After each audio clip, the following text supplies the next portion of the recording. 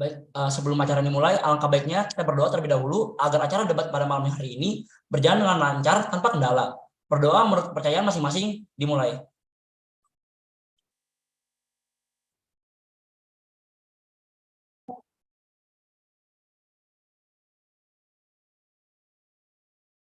Berdoa selesai. Baik, sebelum acara inti dimulai, kami ingin bertanya nih kepada kalian para kandidat calon ketua umum UKM Futsal Binus University, mengapa kalian tertarik nih untuk mencalonkan diri sebagai calon ketua umum dari UKM Futsal Binus University? Oke, untuk penjawab pertama yaitu Adam. Oke, untuk Adam dipersilakan. Selamat malam semuanya. Oh, malam. Saya akan menjelaskan kenapa sih saya mau ikut mencalonkan sebagai ketua di UKM Futsal ini. Oke, jadi saya ingin mengembangkan UKM Futsal dan ingin hasil yang sangat baik untuk UKM Futsal ini. Apalagi saya mempunyai pengalaman organisasi sebelum-sebelumnya. Terima kasih, itu saja. Jawaban sangat bagus ya Kak Didi ya. Ya, jawaban yang sangat menarik sekali dari nomor satu ini, kandidat nomor satu. Oke, untuk penjawab selanjutnya adalah kandidat nomor dua, yaitu Pres. Itu Pres dipersilakan. Oke, saya izin menjawab mengenai pertanyaan yang Kakak berikan. Saya tertarik dan ingin mencalonkan diri sebagai calon ketua umum karena saya melihat benih-benih yang bagus yang ada di dalam UKM kita. Di mana benih itu yang harus kita tumbuhkan secara akademik dan non-akademik, sehingga itu bisa terus berkembang setiap tahun ataupun setiap seasonnya. Wah, jawabannya juga nggak kalah menarik ini dari kandidat nomor satu. Oke, Betul. untuk selanjutnya kandidat nomor tiga, Abdillah, dipersilakan. Ya, selamat malam teman-teman. Jadi salah satu alasan kenapa sih saya ingin calon ketua umum ini dan juga ingin menjadi ketua umum di UKM Futsal Binus ini. Pertama-tama saya ingin mengembangkan pribadi saya sendiri. Dengan menjabat sebagai ketua umum ini mungkin membantu saya mendalam mengembangkan pribadi saya. Ini seperti mencakup keterampilan mengenai kepemimpinan saya, mengenai manajemen waktu dengan OK organisasi dan juga kampus saya, dan juga komunikasi yang lebih detail. Dan juga saya ingin mempelajari juga sih lebih dalam, jadi gimana sih ketua umum ini, jadi pengalaman juga pembelajaran yang berharga untuk saya sendiri sih, begitu. Sekian dari jawaban saya, terima kasih.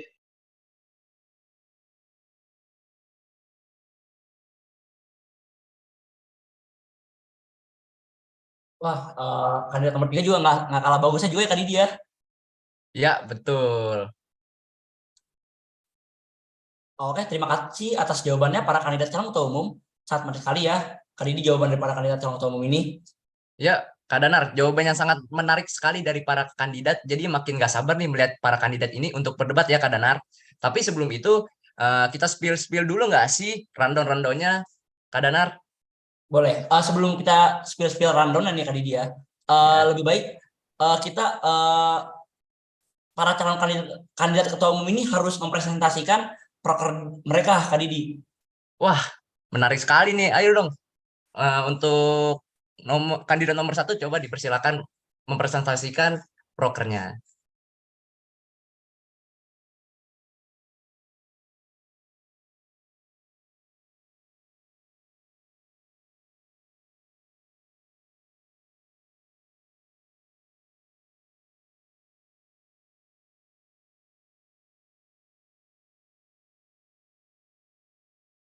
Oke, perkenalkan semua. Selamat malam. Perkenalkan, nama saya Mitsal Adam Fadila.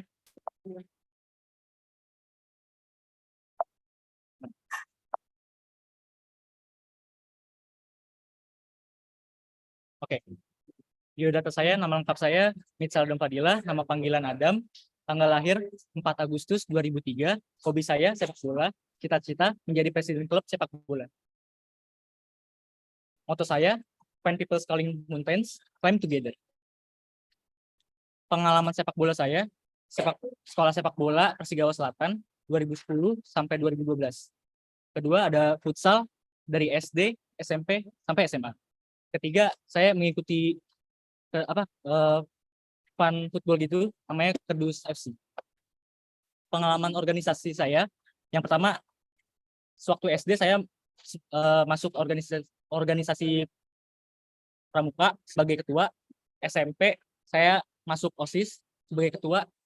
Kemudian saya pramuka sebagai wakil. Saat SMA saya mengikuti organisasi Paskibra. Visi saya, UKM Futsal BINUS yang secara proaktif menghasilkan keberdampakan yang nyata. Misi saya, menciptakan tata kelola organisasi yang adaptif dan menyenangkan. Yang kedua, membentuk sikap solidaritas organisasi. Ketiga, memberikan wadah pada mahasiswa untuk memaksimalkan potensi dan minat mereka. Keempat, organisasi menjadi wadah aspirasi para anggota UKM Futsal Bina Nusantara. Terakhir, menciptakan semangat bersaing secara sportif dan positif. Program kerja rutin ada latihan rutin, kedua mengadakan kompetisi, ketiga mengadakan rapat organisasi, keempat welcoming party, kelima ada LDKA, keenam ada LDKCP. Program kerja New Initiative. Yang pertama ada inspirasi literasi futsal BINUS, kedua ada mini soccer, ketiga ada meningkatkan peran sosial media yang dimiliki UKM. Contohnya menambah konten edukasi yang berkaitan dengan UKM. Selanjutnya ada Kopene Visit, mengunjungi bola profesional atau perusahaan yang berkaitan dengan olahraga. Inspirasi literasi futsal BINUS saya itu adalah program kerja saya yang sebagai andalan saya, program kerja andalan saya yang mengadakan charity cup untuk menggalangkan dana, dan dana tersebut dijadikan buku-buku untuk adik-adik kita di panti asuhan. Timelinenya, Maret ada LDKA, April inspirasi literasi futsal BINUS, Mei PKM, Juni LDKCP, Agustus mini soccer, September welcoming party, Oktober Company Visit, Desember PKM, kemudian tahun berikutnya ada BINUS Internal Cup, kemudian Februari Subject.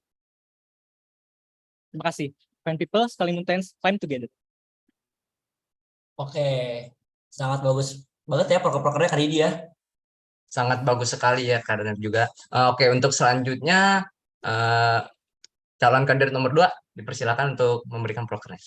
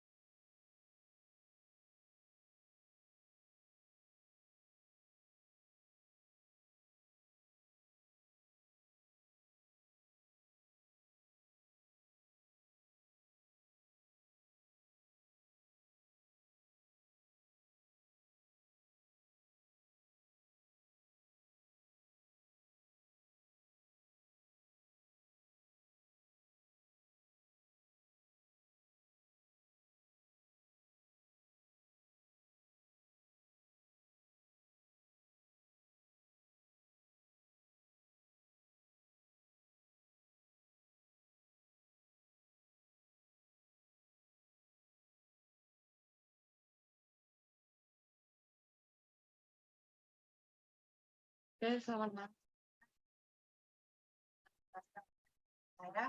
Saya mau kenalin diri saya dulu. Saya terlebih dahulu. Kenalkan, saya sedikit. Saya dari jurusan Communication 2026. Saya dari region Malang. Dan selanjutnya saya akan menjelaskan mengenai program kerja UKM Futsal yang telah dibuat dan yang akan dibuat. Yang pertama, saya ingin menjelaskan mengenai visi dan misi saya. Saya memiliki visi, saya ingin menjadikan UKM Futsal BINUS sebagai wadah untuk proses pertumbuhan mahasiswa dengan tim yang lebih kreatif, rajin, suportif, dan bisa memiliki mentalitas seorang pemenang yang mampu bekerja sama dalam segala kondisi. Untuk misi saya memiliki 5 misi. Yang pertama, saya ingin membentuk dan menjalankan jadwal jadwal latihan yang lebih terstruktur. Kemudian saya ingin mengembangkan tim yang lebih kreatif dan mampu bekerja sama untuk segala acara. Kemudian saya ingin mempererat tali persaudaraan antara pemain dan pengurus. Yang keempat, saya ingin membentuk event dan konten yang lebih membangun. Dan yang kelima, saya ingin menyelesaikan setiap proker baik wajib maupun inisiatif. Yang pertama adalah 5 program kerja wajib yang sebelumnya sudah dijalankan, yaitu ada LDKA, LDKCP, PIVES, Welcoming Party, dan PKM. Nah, untuk Welcoming Party ini merupakan juga salah satu program kerja yang penting, di mana untuk program kerja ini, Welcoming Party ini, kita bisa memperkenalkan secara menyeluruh tentang UKM kepada para calon aktivis ataupun calon anggota UKM, agar mereka bisa mengenal lebih lagi mengenai UKM. Dan kemudian ada LDKA. Dalam LDKA ini, LDKA merupakan proker juga yang menurut saya penting, karena dalam LDKA ini kita bisa membantu untuk para calon aktivis untuk mengetahui bidang minat atau bakat dan memperkenalkan divisi-divisi yang ada dalam UKM kepada calon aktivis. Selanjutnya ada LDKCP. Nah, dalam proker ini menurut saya juga penting karena agar bisa menekankan kepada para aktivis bagaimana dan apa itu sistem yang ada dalam kepengurusan UKM ini, agar kedepannya para aktivis juga bisa membentuk gambaran tentang pengurusan yang akan datang. Kemudian ada BIVES. Proker ini juga merupakan proker yang dimana sepanjang jalannya itu adalah proker pameran mengenai UKM yang ada. Selanjutnya ada PKM. PKM ini merupakan kegiatan community service yang dimana kita melakukan seperti charity ataupun sosialisasi kepada sekolah ataupun panti asuhan yang ada. Selanjutnya ada program kerja inisiatif. Nah, dalam program kerja inisiatif ini saya menaruh ada 3. Yang pertama ada trofeo antar SMA. Trofeo antar SMA yang telah dijalankan ini baru saja untuk Malang itu baru saja kita laksanakan pada hari ini tanggal 21 Oktober 2023. Dan untuk talk show kebetulan saya adalah ketua acara untuk talk show Malang dan akan dilaksanakan pada tanggal 26 Oktober 2023. Dan untuk Fun Day ini adalah proker Malam Keakraban. Selanjutnya ada program kerja New Initiative. Dalam program kerja New Initiative ini saya menambahkan ada 2 proker, yaitu ada Manly Cup dan Spotlight dan Podcast. Untuk Manly Cup, ini akan diadakan mengenai tentang 2 game seperti PES, FIFA, dan juga game lapangan. Nah, untuk sistem ini sebelumnya sudah dijelaskan untuk setiap region yang ada dan hanya akan diadakan dan para player ini untuk game lapangan mereka bisa membentuk tim masing-masing.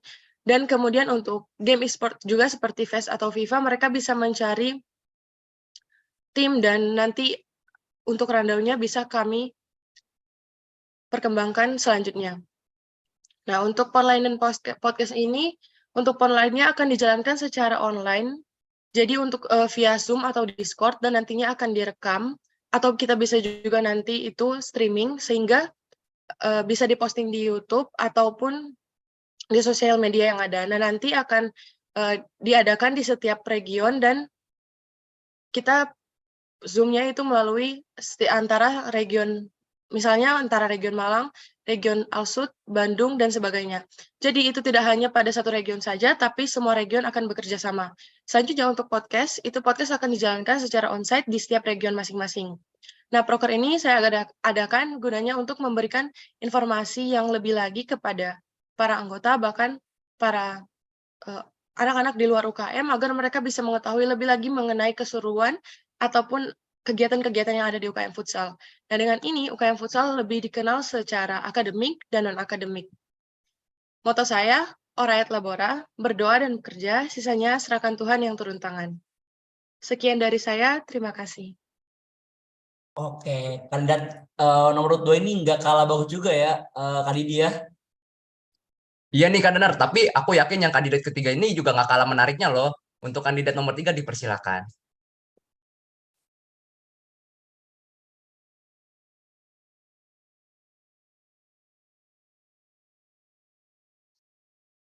Apakah PP saya sudah jelas, para MC? Sudah.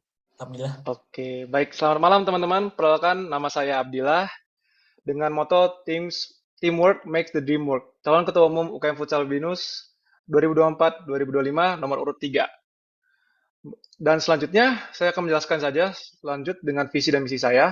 Nah, untuk visi saya itu menjadikan UKM Futsal Binus terwujud sebagai dalam pengembangan futsal di antara mahasiswa, memberikan peluang unik untuk berorganisasi bagi pertumbuhan pribadi, prestasi, dan persaudaraan dalam komunitas kami. Nah, untuk menyampaikan visi tersebut, pasti ada misi-misi yang harus kami jalankan. Yang di sini saya terapkan ada 3, yaitu yang pertama, mengembangkan karakter dalam sebuah organisasi, baik di antara anggota organisasi itu sendiri maupun antara organisasi yang berbeda. Yang kedua, itu menciptakan identitas yang kuat dan positif untuk UKM Futsal di lingkungan universitas dan di luarnya. Dan yang ketiga, itu mempromosikan keberlanjutan olahraga futsal dan menginspirasi mahasiswa-mahasiswi untuk berpartisipasi dalam olahraga ini. Dan juga menyediakan lingkungan yang terbuka bagi semua mahasiswa-mahasiswi yang ingin bermain futsal, tanpa memandang tingkat, keterampilan, atau latar belakang. Nah, teman-teman. Nah, di sini ada proker wajib yang semua region akan lakukan. Yang pertama ada LDKA, LDKCP, BIFES, PKM, dan juga yang baru-baru ini Welcoming Party. Nah, sebelum saya menjelaskan lebih detail mengenai program wajib ini, saya akan lanjutkan mengenai program kerja inisiatif yang akan berlanjutan, yaitu ada potball, BIC, dan juga benchmarking. Nah, selanjutnya itu mengenai program kerja new inisiatif. Nah, di sini adalah ide-ide saya mengenai program-program baru yang akan dijalankan oleh UKM Futsal Binus jika saya menjadi ketua umum. Nah, yang pertama adalah turnamen antar kampus, dan juga yang kedua adalah coaching klinik. Oke, untuk timeline-nya sendiri, teman-teman bisa lihat di PPT. Di bulan Maret itu kita akan mulai namanya event LDKA, dan juga dilanjutkan di bulan April ada potball, dan di bulan Mei ada benchmarking, dan secara akademik jadwal kalender Binus University, Juni dan Juli adalah hari libur panjang karena semester genap. Nah, akan dilanjutkan dengan di LDKCP di bulan Agustus. Dan selanjutnya, itu adalah proker yang baru yang saya akan jalankan, itulah turnamen antar kampus di bulan September. Dan juga pada bulan Oktober akan saya jalankan 2 proker sekaligus, yaitu coaching klinik dan juga welcoming party. Nah, selanjutnya adalah PKM di bulan November, dan di tahun selanjutnya di Januari itu ada BIC. Nah, ini saya akan menjelaskan mengenai lebih detail apa sih proker wajib yang tadi saya katakan. Nah, yang pertama ada LDKA. Nah, LDKA ini adalah latihan dasar kepemimpinan aktivis yang merupakan kegiatan yang bertujuan untuk membantu peserta atau calon aktivis mengembangkan keterampilan kepemimpinan yang diperlukan untuk memimpin dan memotivasi kelompok atau komunitas dalam mencapai tujuan bersama. Dan selanjutnya adalah LDKCP. Nah, dalam LDKCP ini teman-teman, itu adalah latihan dasar kepemimpinan calon pengurus, yang dimana memastikan bahwa setiap pengurus memahami dengan jelas peran dan tanggung jawab mereka dalam organisasi atau kelompok, sehingga mereka dapat bekerja secara efektif dan efisien. Dan juga memastikan bahwa pengurus memiliki pemahaman yang kuat tentang visi, tujuan, dan nilai-nilai organisasi, dan dapat mengartikulasikan visi tersebut kepada anggota lainnya. Dan selanjutnya yaitu yang baru-baru ini adalah welcoming party. Nah, untuk welcoming party ini adalah sebuah acara yang diselenggarakan dengan tujuan untuk menyambut anggota baru atau calon anggota futsal kemahasiswaan. Acara ini bertujuan untuk menciptakan suasana yang ramah, akrab, dan positif di antara anggota lama dan juga nanti ada anggota barunya. Dan selanjutnya itu adalah PKM, yaitu kepanjangan dari pengabdian kepada masyarakat. Nah, pengabdian kepada masyarakat ini teman-teman itu bertujuan untuk memenuhi tanggung jawab kita sebagai sosial dan juga etika berorganisasi dalam mendukung kemasyarakatan dan lingkungan di mana organisasi tersebut beroperasi. Dan juga memberikan kesempatan kepada anggota organisasi untuk mengembangkan keterampilannya mereka dalam kepemimpinan, kerjasama tim, dan perorganisasian melalui pengalaman pengabdian kepada masyarakat ini atau disebut PKM. Nah, untuk program inisiatif ini teman-teman, yang pertama ada BIC. Nah, ini BIC ini setahu saya tahun lalu sudah dijalankan, yaitu Binus Internal Cup. Nah, pada acara ini, UKM Futsal Bina Nusantara akan memberikan kesempatan bagi para mahasiswa untuk berkompetisi secara adil dan sportif dengan mewakili fakultas masing-masing. Nah, di Binus itu terdapat 8 fakultas di Bina Nusantara, yaitu ada Binus Business School, Faculty of Digital Communication and Hotel Tourism, Faculty of Engineering, Faculty of Humanities, School of Accounting, School of Computer Science, School of Design, dan juga ada School of Information System. Nah, pada acara ini, seluruh fakultas akan mengirimkan tim futsal terbaiknya untuk mewakili fakultasnya masing-masing. Pada acara ini pula, setiap tim berkesempatan untuk menunjukkan bakat mereka di bidang non-akademis untuk membuktikan tim futsal fakultas terbaik di Universitas Bina Nusantara. Selanjutnya ada benchmarking. Nah, ini benchmarking ini lebih ke organisasinya, di mana pada kegiatan benchmarking ini adalah proses perbandingan dan evaluasi kinerja atau praktik organisasi dengan tujuan untuk memahami sejauh mana sih organisasi tersebut dapat mencapai standar terbaiknya dalam bidangnya. Hal ini dilakukan sebagai sarana belajar antar UKM Futsal Binus untuk menambah pengalaman dan wawasannya. Selanjutnya adalah potball atau yang bisa kita bilang branding di bagian sosial media.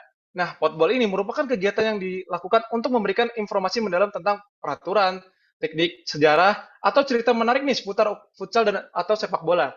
Podcast ini dapat menjadi sumber pendidikan bagi penggemar olahraga atau pemain yang ingatkan pahaman mereka tentang olahraga tersebut. Dan juga potball ini bisa dikembangkan dengan berita-berita yang ada di sekitaran di Binus University. Selanjutnya itulah proker inisiatif yang saya akan jalankan jika saya menjadi ketua umum. Nah, pertama ada coaching klinik. Apa sih coaching klinik, teman-teman? Nah, coaching klinik ini adalah kegiatan yang dirancang untuk memperluas pengetahuan kita sebagai pemain tentang futsal. Coaching ini mencakup berbagai topik terkait futsal, termasuk aspek teknis, taktis, latihan, mungkin dengan manajemen tim, dan juga pemahaman aturan. Dan pada coaching ini, kami akan mengajak pelatih maupun pemain profesional untuk memberikan pengetahuan mereka mengenai futsal lebih dalam. Dan selanjutnya, yang terakhir ada turnamen antar kampus. Nah, turnamen antar kampus ini adalah kegiatan yang membangun hubungan positif antara berbagai kampus dan universitas, serta mendorong kerjasama dalam bidang-bidang lain di luar turnamen, lalu memberikan kesempatan bagi mahasiswa dari berbagai kampus untuk bersaing secara kompetitif, dan juga memberikan hiburan dan waktu bersantai bagi mahasiswa dan untuk mengurai stres akademik dan juga meningkatkan kualitas hidup mereka. Sekian dari saya, bersama-sama adalah awal, menjaga kebersamaan adalah kemajuan. Bekerjasama adalah kesuksesan. Saya Abdillah, terima kasih. Nomor urut 3. Wah, ternyata kandidat nomor 3 juga nggak kalah bagusnya juga ya Kak Didi ya. Wah, betul banget nih Kak Danar. Masing-masing dari kandidat ini memiliki proker-proker yang menarik ya. Betul.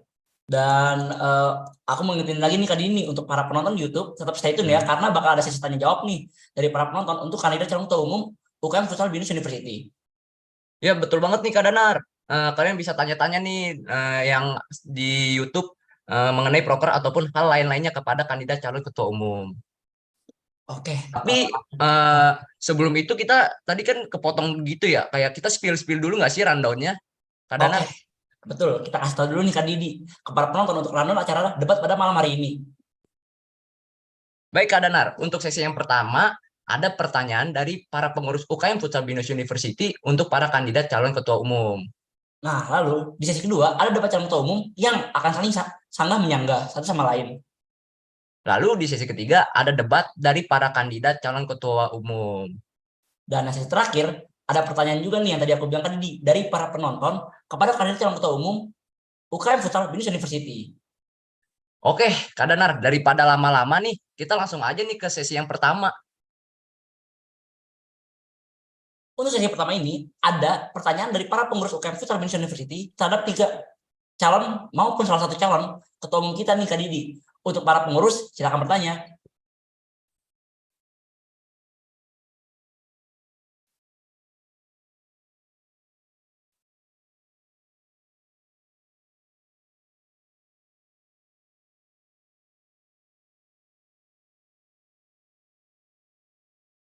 Oke, udah ada pertanyaan nih dari para pengurus Kak Didi. Oke, jadi pertanyaan nih ya, nomor 1 ya. Menurut kalian nih, seperti apa sih gambaran pemimpin ideal? Dan jika kamu terpilih menjadi ketua umum, seperti apa kamu akan memimpin anggota yang ada untuk lebih baik dari pemimpin yang sebelumnya? Oke, untuk urutan nomor 1 adalah Riz, silakan jawab Riz.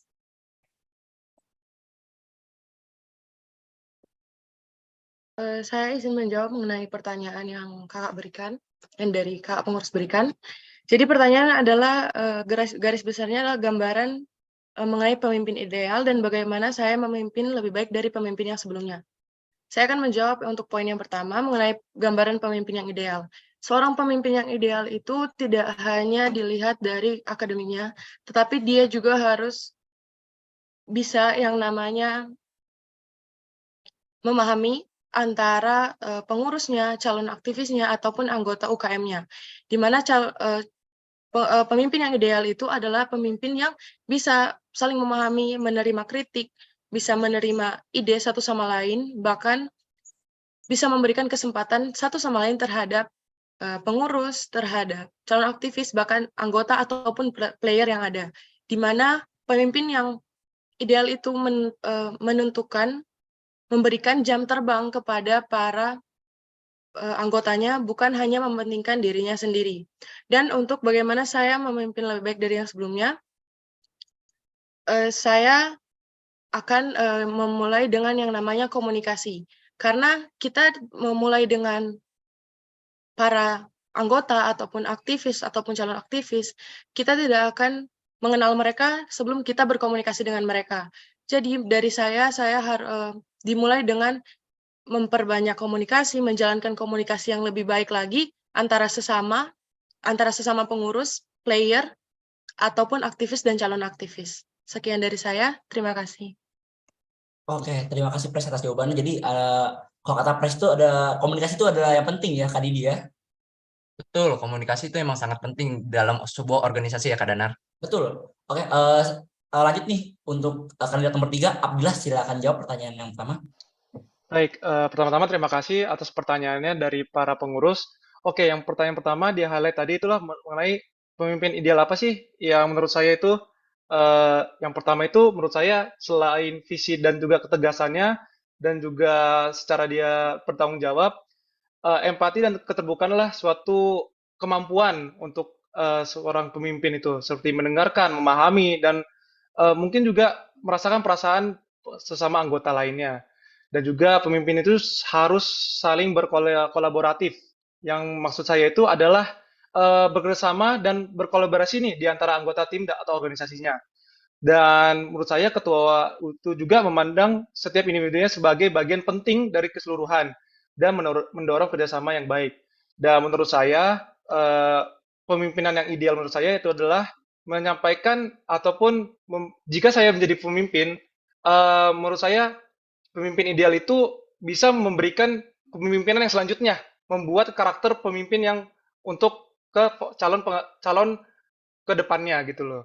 Nah, apa sih membedakan nanti dari pengurus saya, maksudnya dari ketua umum saya dan juga ketua umum yang sekarang, mungkin cara saya untuk berkomunikasi ke region-region lain maupun walaupun saya ada di Alam Sutra, saya yakin saya bisa berkomunikasi dengan beberapa region yang jauh kayak seperti Malang, Bandung, Semarang, dan juga di Greater Jakarta dengan melakukan mobilisasi ataupun jalan-jalan nih keliling-keliling aja ngelihat gimana sih pengembangan di Greater Jakarta maupun di Semarang, Bandung, dan juga di Malang.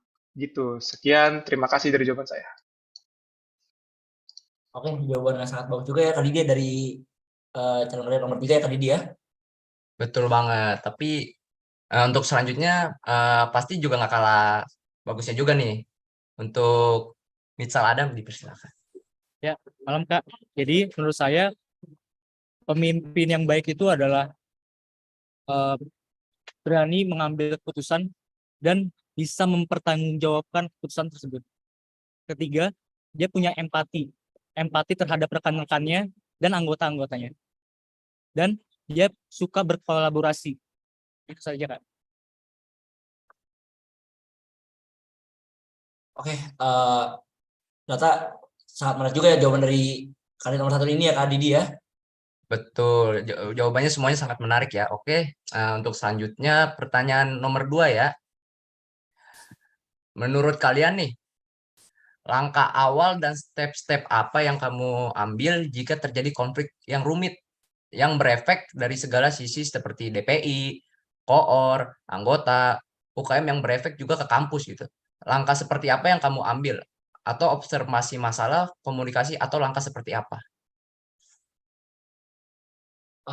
Untuk Abdillah silakan menjawab. Baik, untuk pertanyaan tersebut, langkah awal apa yang saya ambil ya jika nanti ada masalah rumit mengenai di organisasi yang berdampak ke kampus ya. Oke, yang pertama pasti saya akan memahami dulu nih sumber konflik itu dari mana. Apa sih penyebab konfliknya? Apa sih yang sebenarnya memicu konflik tersebut? Apakah itu masalah komunikasi atau masalah perbedaan permasalahan persaingan antar UKM ataupun apalah masalah tersebut. Nanti saya akan pahami dulu sumber konflik itu dari mana. Nah, kedua itu saya akan mempertimbangkan pendekatan terbuka, yaitu semua pihak itu akan terlibat dalam konflik tersebut. Untuk membicarakan bagaimana sih pandangan-pandangan mereka. Jadi saya tidak akan melihat dari satu sisi saja, saya akan melihat dari beberapa sisi-sisi yang terlibat pada konflik tersebut. Dan juga saya akan juga menciptakan ruang terbuka atau ruang aman untuk dipastikan bahwa setiap anggota yang terlibat pada konflik tersebut itu merasa aman untuk mengungkapkan pendapat mereka, perasaan mereka tanpa takut beretri, da, da, sorry, tanpa takut untuk memberikan aspirasi mereka. Nah, yang selanjutnya mungkin buat kesepakatan bersama jika konflik tersebut sudah selesai, seperti mencari solusi bersama, coba untuk mencapai kesepakatan yang dapat diterima oleh semua pihaknya. Lalu yang terakhir, saya akan mengevaluasi dan merevisi lagi secara monitor perkembangan konflik ini dan langkah-langkah yang lebih diambil jika perlu bisa dimodifikasi mengenai permasalahan tersebut. Dan yang terakhir, pastinya setelah sudah melewati beberapa tahap-tahap tersebut, saya akan mengambil keputusan dalam organisasi. Jika konflik sulit dipecahkan dan mempengaruhi kinerja-kinerja organisasi secara signifikan, manajemen organisasi mungkin bisa harus membuat keputusan yang lebih keras. Terutama saya adalah ketua umumnya jika akan terpilih. Sekian dari jawaban saya. Terima kasih. Baik, terima kasih untuk Kak Abdillah. Untuk Adam, silakan jawab. Ya, terima kasih Kak Danar. Oke, menurut saya step-step yang akan saya lakukan adalah saya akan remind kembali kalau kita tuh punya kata-kata, kita tuh bukan sebuah gimana ya, football tim biasa, tapi kita ada keluarga. Oke. Kedua, kita akan membicarakan secara keluarga. Yang pertama saya akan berbicara dengan dia secara pribadi tanpa berat sebelah. Jadi saya akan mendengarkan opini dia, pendapat dia, perasaan dia. Kemudian saya akan tanyakan kepada pihak yang ada terkait masalah dengan dia. Saya akan tanyakan juga, dan kesimpulannya akan saya tarik dari obrolan kita secara kekeluargaan. Jadi dibahas dengan pengurus-pengurus yang lain ini. Oke, jadi kalau menurut Kak Adam ini kekeluargaan itu sangat penting untuk organisasi ya, Kak? Betul kan ini ya? Betul banget Kak Danar. Oke, untuk kandidat nomor 2, Pris, silakan jawab. Pertanyaannya, Kak, saya izin menjawab mengenai pertanyaan yang diberikan. Jadi langkah awal yang akan saya lakukan itu yang pertama saya akan, seperti yang jawaban saya pada nomor 1 tadi, saya akan belajar memahami terlebih dahulu mengenai sifat dan sikap para pengurus sebelum kita terjunkan mereka ke dalam suatu acara ataupun event. Nah, karena kita tidak bisa jauhi atau tidak bisa kita pungkiri kalau organisasi itu tidak ada yang namanya masalah. Pasti setiap organisasi itu ada yang namanya masalah sekecil apapun, entah hanya mengenai komunikasi ataupun permasalahan lainnya. Selanjutnya, setelah saya memahami sikap dan sifat dari para pengurus saya atau para calon aktivis yang telah saya pilih, saya akan memahami kenapa konflik ini bisa terjadi. Bisa kemungkinan antara internalnya mereka ataupun eksternalnya mereka itu kita tidak ada yang tahu. Jadi saya harus memahami terlebih dahulu mengenai kenapa konflik itu bisa terjadi. Selanjutnya, mengenai komunikasi. Komunikasi yang saya bilang juga pada jawaban pertama itu merupakan kunci paling penting dalam sebuah organisasi. Dan saya sebagai ketua umum, saya akan menjadi jembatan untuk para pengurus antar sesama region ataupun dalam seluruh region atau dalam satu region tersebut saya akan menjadi jembatan agar permasalahan mereka itu tidak berlanjut dan akan mendapatkan solusi untuk permasalahan mereka. Selanjutnya, saya akan memberikan kesempatan kepada para pihak yang bersangkutan, seperti misalnya region ini sama region ini, atau apapun yang bermasalah dalam suatu permasalahan itu, saya akan memberikan kesempatan, kemudian akan kembali kita musyawarahkan apa yang bisa menjadi solusi untuk permasalahan tersebut. Sekian dari jawaban saya, terima kasih. Oke, terima kasih untuk Praise. Pertanyaan terakhir dari pengurus, bagaimana sih cara memimpin yang efektif menurut kalian? Apakah dengan tegas atau mungkin dengan cara lain yang bervariasi tergantung pada situasinya? Kalau menurut kalian gimana nih? Eh, Untuk penjawab pertama bisa dari Adam dulu. Silakan Adam. Maaf Kak, boleh diulang pertanyaannya?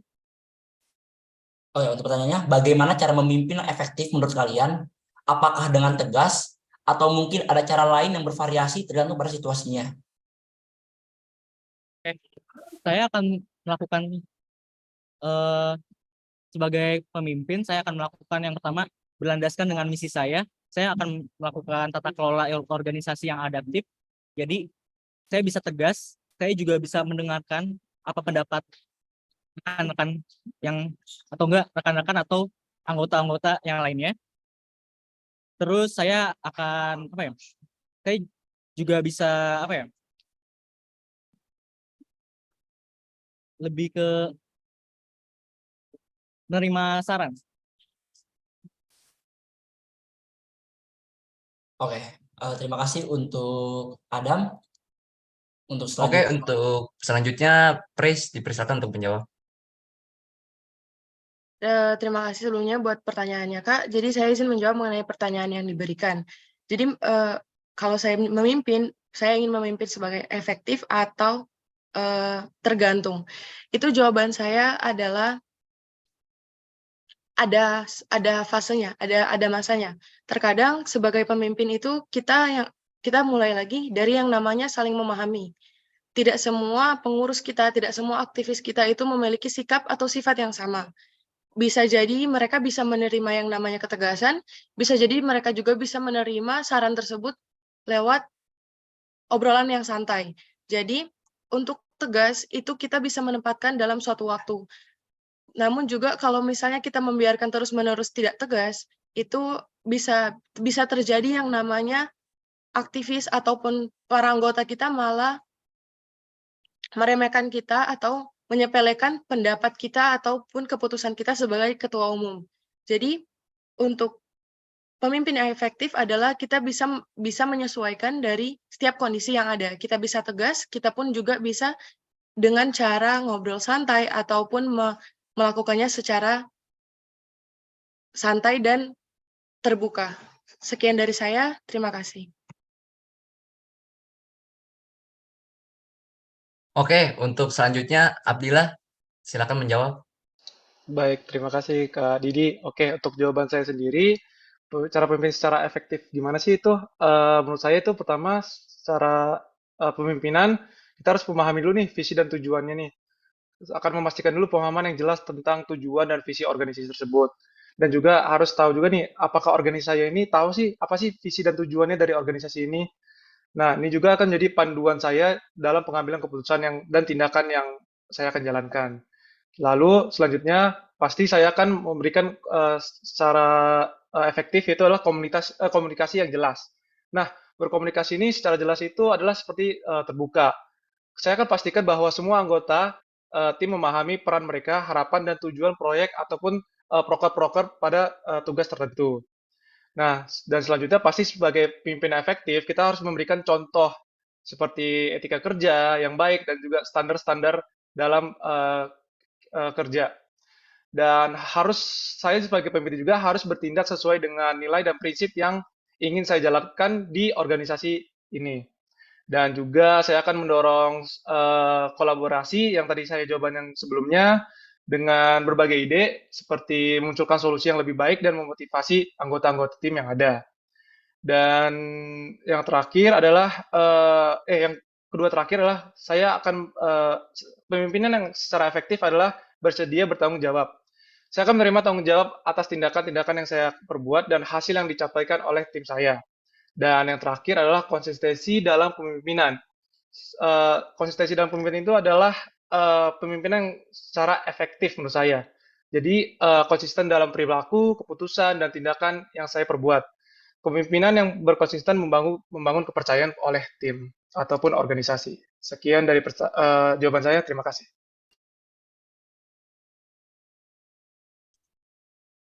Wah, seru banget nih Kak Danar. Dari semua pertanyaan-pertanyaan yang diberikan, para calon kandidat memberikan jawaban yang menarik-menarik ya. Iya, bener banget nih Kak Didi nih.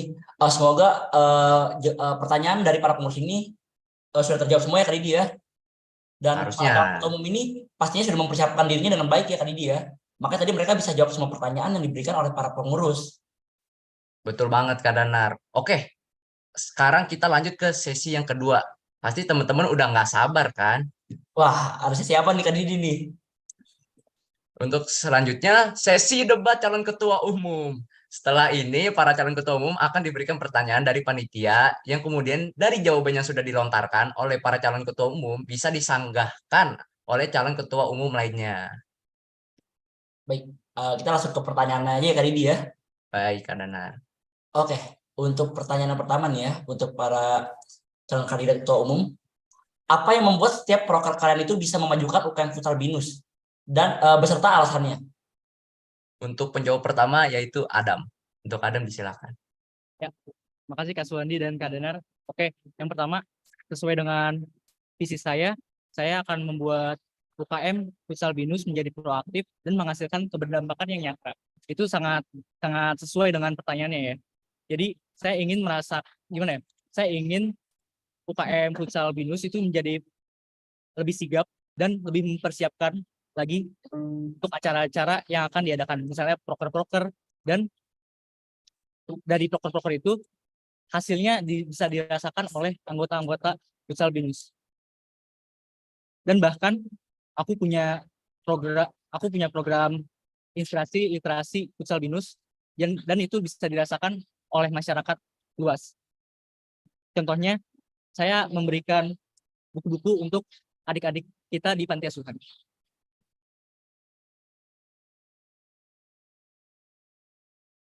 Oke, kalau misalkan menurut Kak Abdillah, gimana nih tentang prokernya Kak Adam ini? Untuk prokernya Kak Adam tadi mengenai apa literasi dan juga boleh tahu Kak Adam untuk prokernya untuk memajukan UKM Futsal Binus apa aja tadi ya yang dijelaskan Kak Adam? Maaf Kak Abdillah, boleh diulang lagi pertanyaannya? Maaf Kak Abdillah. Proker apa sih yang Kak Adam jelaskan tadi mengenai bisa membangun ataupun menambah membangun UKM Futsal Binus itu prokernya apa aja sih yang tadi saya dengar ada literasi sama ada satu lagi ya? Oke, yang pertama di sini saya akan mengadakan proker inspirasi literasi Futsal Binus dan itu akan berdampak pada adik-adik kita di panti asuhan dan mendapatkan respon yang baik dari masyarakat sekitar. Terus saya akan mengadakan mini soccer untuk anak-anak Futsal Binus agar mereka merasa lebih refresh dan mereka tidak bosan dengan lapangan yang sudah ada di Binus, maksudnya biar ada suasana yang baru. Seperti itu, Kak Abdillah. Baik, mengenai mini soccer itu saya bilang lebih eh, ke bola ya, bukan ke futsal. Mungkin yang dimaksud Kak Adam berarti jika anak-anak pemain nih, pemain-pemain semua region maupun region manapun itu sudah bosan dengan futsal, diadakan namanya mini soccer. Nah, untuk mini soccer tersebut itu dampaknya untuk UKM Futsal Binus itu gimana ya? Apakah dampak dari pemain untuk pemainnya atau dampak dari pengurusannya? Dan itu bagaimana sih bisa membangun UKM Futsal Binus lebih baik dengan melakukan mini soccer tersebut? Terima kasih Kak Abdillah atas pertanyaannya. Jadi itu sangat berdampak untuk semuanya ya. Jadi untuk ke pengurus juga dan untuk ke anggota-anggotanya juga. Yang pertama, pengurus juga bisa lebih solid lagi, bisa lebih belajar lagi untuk mengadakan event-event tersebut. Dan untuk anggota futsal Binus akan merasakan suasana yang baru. Seperti itu Kak Abdillah. Oke, baik, baik. Oke, sudah terjawab ya dari Kak Abdillah ya. Iya, sudah terjawab. Oke, selanjutnya untuk pertanyaan selanjutnya nih ya. Bagaimana sih rencana kalian untuk meningkatkan partisipasi anggota UKM Futsal dalam kegiatan dan latihan rutin? Karena yang kita tahu makin lama anggota makin berkurang dalam latihannya nih. Jadi semakin eh dimakan waktu nih. Jadi yang latihan di UKM tuh semakin sedikit Semakin ya. berkurang, Betul. ya semakin berkurang. Nah, gimana tuh solusinya? Mungkin dari Price bisa menjawab.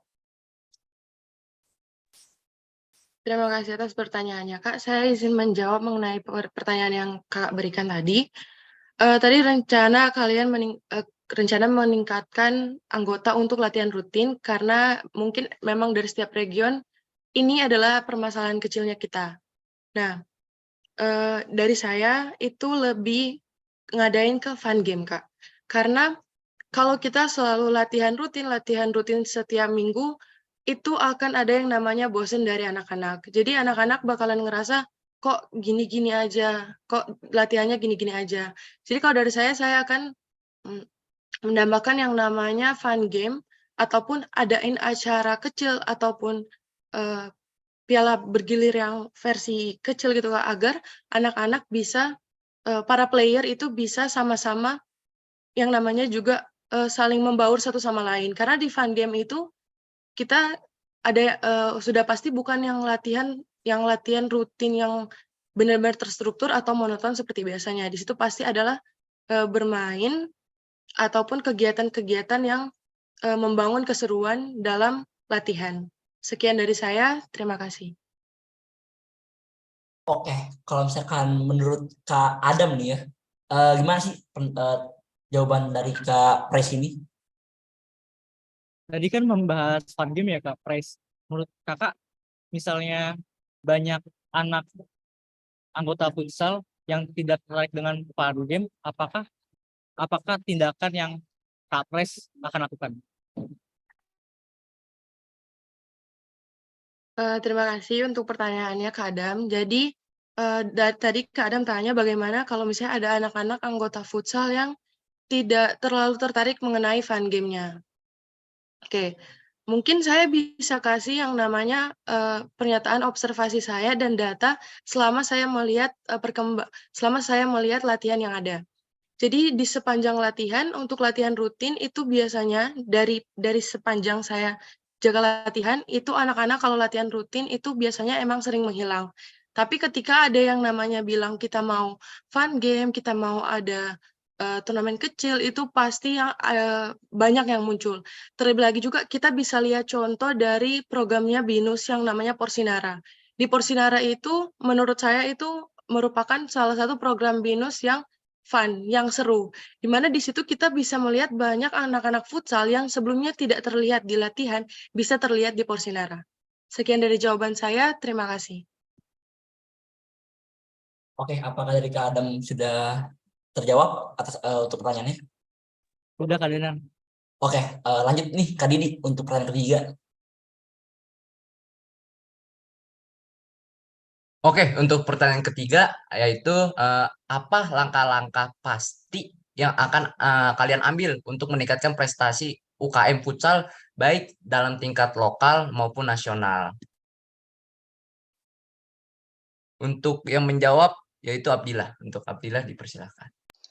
Baik, terima kasih Kak Didi. Pastinya dengan adanya latihan-latihan rutin dan juga sparring, kami dari saya sebagai ketua umum, saya kan pasti mengadakan turnamen-turnamen besar maupun kecil seperti BIC tadi dan juga pada proker baru saya itu ada turnamen antar kampus yang bisa membangun namanya membangun mentality dari pemain-pemain yang ada. Dan mungkin melalui hal-hal tersebut, itu akan membangun prestasi yang baru dengan adanya kompetisi-kompetisi internal. Supaya di kedepannya untuk kompetisi eksternal, pemain-pemain yang kita ada pasti mempunyai mentality dan juga pengalaman dalam berkompetisi. Sekian dari jawaban saya. Terima kasih. Oke, mungkin dari Kak Price bisa bertanya atau Katanya, jadi saya mau tanya untuk Kak Abdillah. Tadi kan Kak Abdillah bilang mengenai mungkin mengadakan turnamen-turnamen internal yang ada. Saya mau tanya, menurut Kak Abdillah dari eh, seperkiraan Kak Abdillah, gambaran Kak Abdillah, seberapa persen turnamen internal bisa membantu perkembangan mentalitinya anak-anak? Baik, terima kasih untuk Kak Pris atas pertanyaannya. Jika berapa persen, saya yakin tidak dengan nominal persen, pasti saya observasi dulu. Karena kenapa? Menurut saya turnamen-turnamen ini tergantung dari pemain-pemain yang mana yang diutuskan. Apakah jika nanti turnamen antar kampus ini, apakah tim inti, apakah memang untuk tim-tim semuanya, atau gimana, itu tergantung pada keputusan coach yang ada. Dan juga dengan membangun mentality tersebut, saya juga pasti membuka namanya yang tadi di proker inisiatif saya adalah coaching klinik, di mana teman-teman yang ingin menjadi pemain inti ataupun pemain untuk berkompetisi di luar, mereka pasti ikut proker yang ini karena kita sebagai organisasi pasti mengundang namanya seperti pelatih profesional maupun pemain profesional untuk memotivasi mereka untuk mendapatkan prestasi di luar UKM Futsal Binus maupun di internalnya. Sekian dari jawaban saya, terima kasih. Dari Pres, apakah sudah terjawab? Sudah terjawab, Kak. Terima kasih. Oke, ini ternyata makin seru juga ya Kak Didi ya, dan semakin panas nih sepertinya Kak Didi ya. Wah, betul banget nih Kak Danar. Dibandingkan lama-lama lagi, kita lanjut saja yuk ke sesi ketiga. Wah, apa tuh sesi ketiga Kak Didi, kalau boleh tahu nih? Untuk sesi ketiga ini, sesi tanya jawab dari setiap kandidat. Jadi setiap kandidat ini saling bertanya ke kandidat lainnya. Oke, tanpa tunggu lama-lama lagi Kak Didi ya. Betul. Mungkin dari Abdillah pertama bisa bertanya kepada calon kandidat pertama dan kedua. Silakan dari Abdillah. Izin menanya KMC, ini pertanyaan mengenai proker-proker mereka atau bagaimana secara general atau umum atau bagaimana ya KMC? Mungkin secara general aja ya mungkin ya Kak Didi ya, betul ya. Betul, secara general aja. Ya mungkin Kak Abdillah melihat dari prokernya kah atau dari kepemimpinannya atau apa itu bisa ditanyakan aja langsung dari untuk kedua kandidat ini. Para kandidat. Oke, baik. Mungkin pertanyaan untuk kandidat pertama dulu ya, untuk Kak Adam. Untuk Kak Adam nih, mengenai charity cup itu jatuhnya charity cup itu apakah charity cup tersebut nanti dananya akan digulung untuk acara PKM atau memang nanti ada acaranya sendiri untuk memberikan charity ini ke tempat-tempat seperti panti asuhan ataupun hal lainnya. Gimana Kak Adam? Gimana? Makasih Kak Abdillah atas pertanyaannya. Jadi dana tersebut akan langsung ditujukan untuk pada adik-adik kita di panti asuhan berupa buku. Dan itu adalah apa ya? Galangan dana untuk acara itu sendiri. Jadi tidak campur. Makasih Kak Abdillah. Itu pertanyaannya. Apa itu jawabannya? Oke, baik. Mungkin selanjutnya ke kandidat 2 ya mungkin ya. Ke Kak Pris. Dari presentasi tadi, saya ngelihat tadi Kakak Pris ada memberikan statement bahwa Kakak bakal membuat latihan yang lebih struktur. Nah, latihan yang lebih struktur itu gimana Kak? Apa yang kita jalani saat ini, apakah kurang struktur atau bagaimana ya Kak Pris?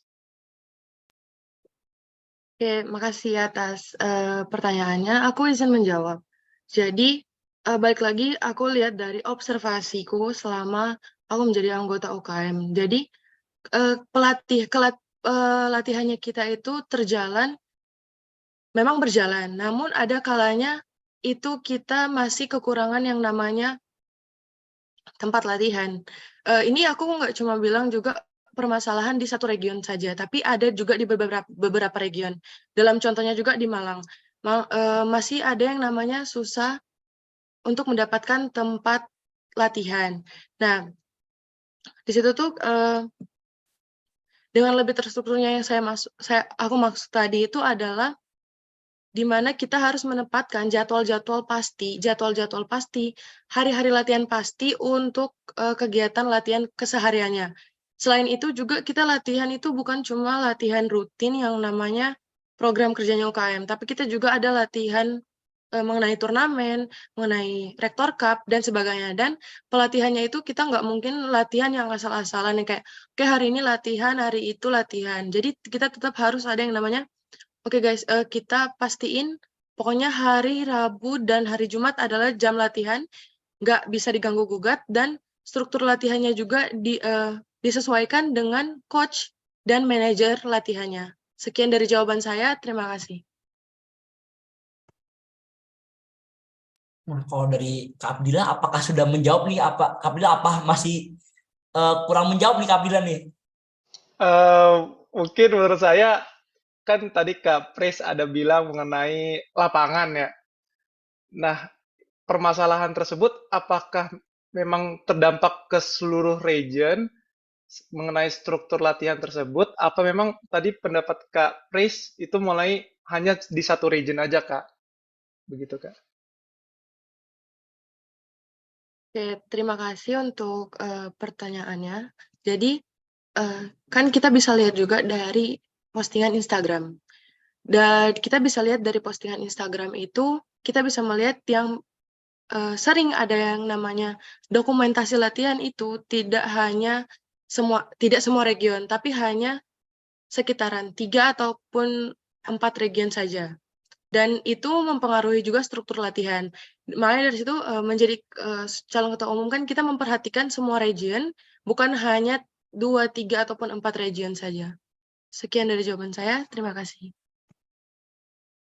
Ini kalau misalkan dia ada yang buat Kak Adam nih, kayaknya nih ada yang pengen eh, dikatakan nih dari Kak Adam nih. Mungkin langsung ke pertanyaan atau gimana Kak Danar? Mungkin ada dari pertanyaan Pris atau dari maksudnya dari jawaban Pris ataupun jawaban Abdillah yang menurut kamu nih Adam ya, kayaknya kurang deh gitu loh. Itu udah cukup Kak. Oh, udah cukup menurut kamu ya. Oke. Untuk Kak Abdillah, apakah sudah menjawab semuanya? Apakah masih ada yang ganjel nih? Udah cukup Kak, udah cukup. Udah cukup ya. Iya. Oh, Memang boleh lagi Kak. boleh. Boleh Oh, banget boleh. Kak Boleh Abdillah. banget ya. Boleh banget ya Kak Boleh Didi ya? banget. Kalau lemparnya ke nomor urut 1 boleh gak Kak? Boleh banget. Boleh Itu banget boleh Kak banget, boleh Abdillah. banget. Boleh banget. Oke, mungkin untuk Kak Adam, saya kurang puas sih yang mengenai statement Kak Adam yang mengenai berdampak yang nyata dan juga proaktif nyata. Itu maksudnya gimana ya pelaksanaannya, kegiatannya, dan juga hasil dampak tersebut gitu Kak Adam. Maaf Kak bilang itu untuk visi saya ya. Iya, Oh, betul, betul. jadi saya akan menjadikan UKM Futsal Binus proaktif dan menghasilkan keberdampakan yang nyata.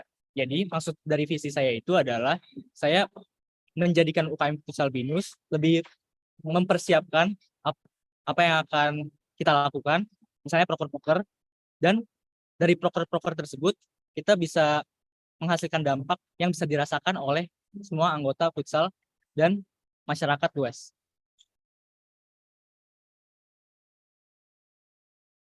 Gimana nih menurut Kak Abdillah? Apakah sudah memenuhi ekspektasi jawabannya? Atau gimana nih Kak Abdillah nih? Mungkin dikit lagi mengenai memperluas apa tadi ya Kak Adam yang terakhir ya? Bisa dirasakan oleh masyarakat luas. Iya, itu yang Oke. diartikan itu maksudnya gimana Kak Adam? Jadi contohnya bisa dari proker signature saya, proker andalan saya, inspirasi literasi binus, itu kan bisa mencakup masyarakat luas ya. Jadi kita bisa mencari galangan dana dari masyarakat luas. Jadi masyarakat luas ini bisa memberikan dana mereka untuk adik-adik kita. Jadi tidak hanya anggota futsal saja.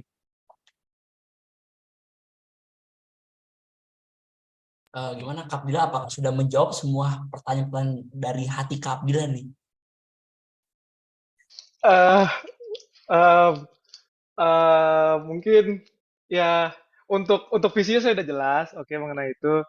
Cuman kan untuk ke Adam ya, kita kan mempunyai region banyak banget nih, ada di Jakarta, ada di Malang, Semarang, Bandung. Apakah charity yang tersebut yang Kak Adam bilang itu, apakah terlaksanakan di semua region atau bagaimana menurut Kak Adam?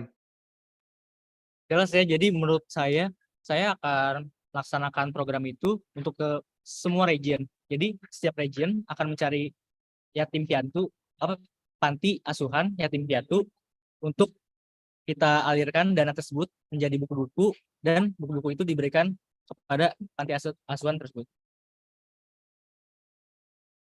Oke, gimana nih dari Kak Abdillah? Apakah Oke. ini yakin nih Kak Abdillah udah tidak ada pertanyaan lagi nih sebelum Kak Abdillah yang menjawab pertanyaan dari Kak Aduh, Adam dan Kak Pres nih. mungkin ya itu aja dulu deh. Itu aja dulu. Nanti kan bisa lagi kan? Ada Oh, waktunya bisa lagi lagi, dong. tenang. Jadi Masih harus ada dipikir kan? dulu matang-matang ya. Oke. Betul. Jadi Ya, makasih. untuk yang kedua nih dari Kak Adam, silakan bertanya untuk kandidat nomor 3 dan kandidat nomor 2 Kak Adam. Jelas ya Kak, saya akan tanya ke nomor 3. Boleh. Jadi Kak Abdillah, saya akan tanya tentang turnamen antar kampus. Jika yang ikut daftar itu sedikit, tindakan apa yang akan Kak Abdillah lakukan biar proker itu tetap berjalan? Baik, Kak Adam. Mungkin kalau dari saya akan membuat kayak seperti surat undangan kampus to kampus supaya mereka terasa seperti spesial diundang oleh dari pihak BINUS University untuk berkompetisi di BINUS, maksudnya di turnamen antar kampus ini. Dan juga menurut saya hal tersebut itu cukup efektif untuk yang namanya mengurangi dampak sedikitnya mendaftar. Dan juga bisa kita bilang turnamen antar kampus ini adalah mungkin hal baru di UKM Futsal Binus. Dan mungkin untuk step pertama ini mungkin kandidat maupun pesertanya akan lebih banyak dari ekspektasi Kadam gitu. Gimana Kadam? Gimana Kak Adam? Apakah sudah terjawab nih pertanyaan dari Kak Adam nih untuk Aman pertanyaan Kak pertama? Danar. Nah, apakah mungkin Kak Adam ada pertanyaan untuk kandidat nomor 2 nih Kak Adam nih? Jelas ada. Oke, silakan. Halo Kak Pres. Halo Pres, Kak Adam. saya akan tanya Kak Pres, target market podcast Kak Pres itu siapa ya? Anak futsal saja atau masyarakat luas? Oke, makasih atas pertanyaannya.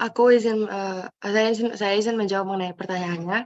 Jadi pertanyaan Adam itu tadi target market saya mengenai podcast. Jawaban saya itu ke masyarakat luas juga. Jadi tidak hanya untuk anak BINUS, tapi itu juga bisa ke masyarakat luas. Karena seperti penjelasan saya pada podcast tersebut, jadi saya ingin masyarakat luas juga mengetahui mengenai akademik dan non-akademiknya dari UKM Futsal BINUS ini. Jadi tidak hanya juga anak-anak BINUS, tapi masyarakat luas juga bisa mengetahui mengenai UKM kita. Dan itu pun disalurkan bukan cuma hanya untuk anak-anak kuliahan, tapi bisa juga anak-anak dari bisa jadi anak-anak SMP, anak-anak SMA, yang dimana podcast itu kan berisi mengenai knowledge atau pengetahuan kita mengenai futsal, dan itu kita salurkan, kita adakan itu untuk memberikan pengetahuan kepada masyarakat luas ataupun selain anak-anak BINUS dan anak-anak BINUS. Sekian dari jawaban saya, terima kasih. Gimana nih dari Kak Adam nih? Apakah udah puas sama jawaban Kak Pres nih? Apakah masih ada lagi yang ingin ditanyakan dari lubuk hati terdalam nih Kak Adam nih? Cakep banget Kak Pres jawabannya. Itu saja Kak Danar. Ini yakin nih pertanyaan itu aja nih. Ya itu aja. Sebelum nanti ditanya-tanya, mungkin Kak Pres nanyanya lebih banyak lagi tentang kalian berdua kan kita nggak tahu Nah, itu kan. aja Kak Danar. Oke, sebentar itu dulu ya. Oke, terima kasih Adam. Untuk Kak Pres silakan.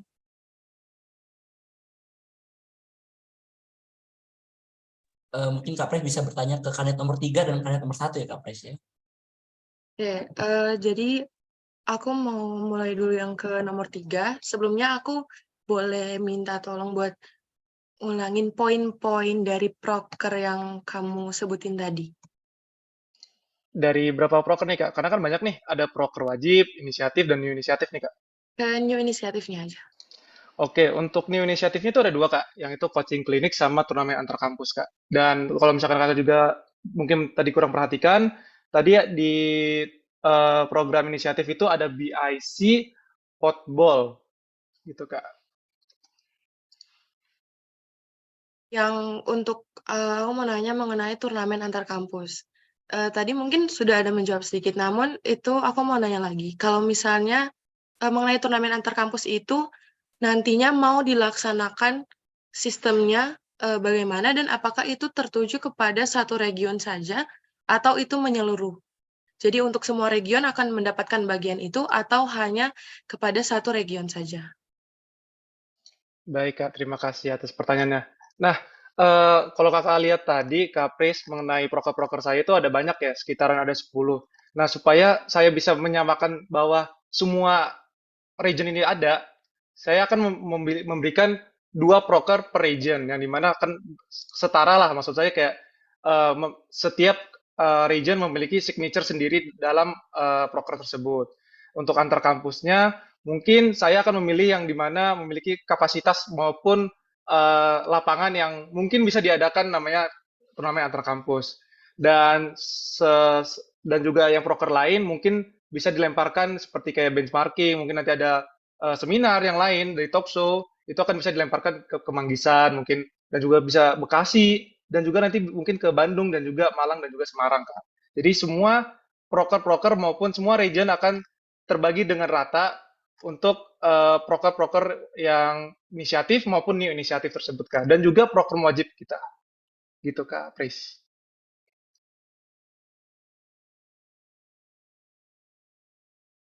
Oke, terima kasih sebelumnya atas jawabannya.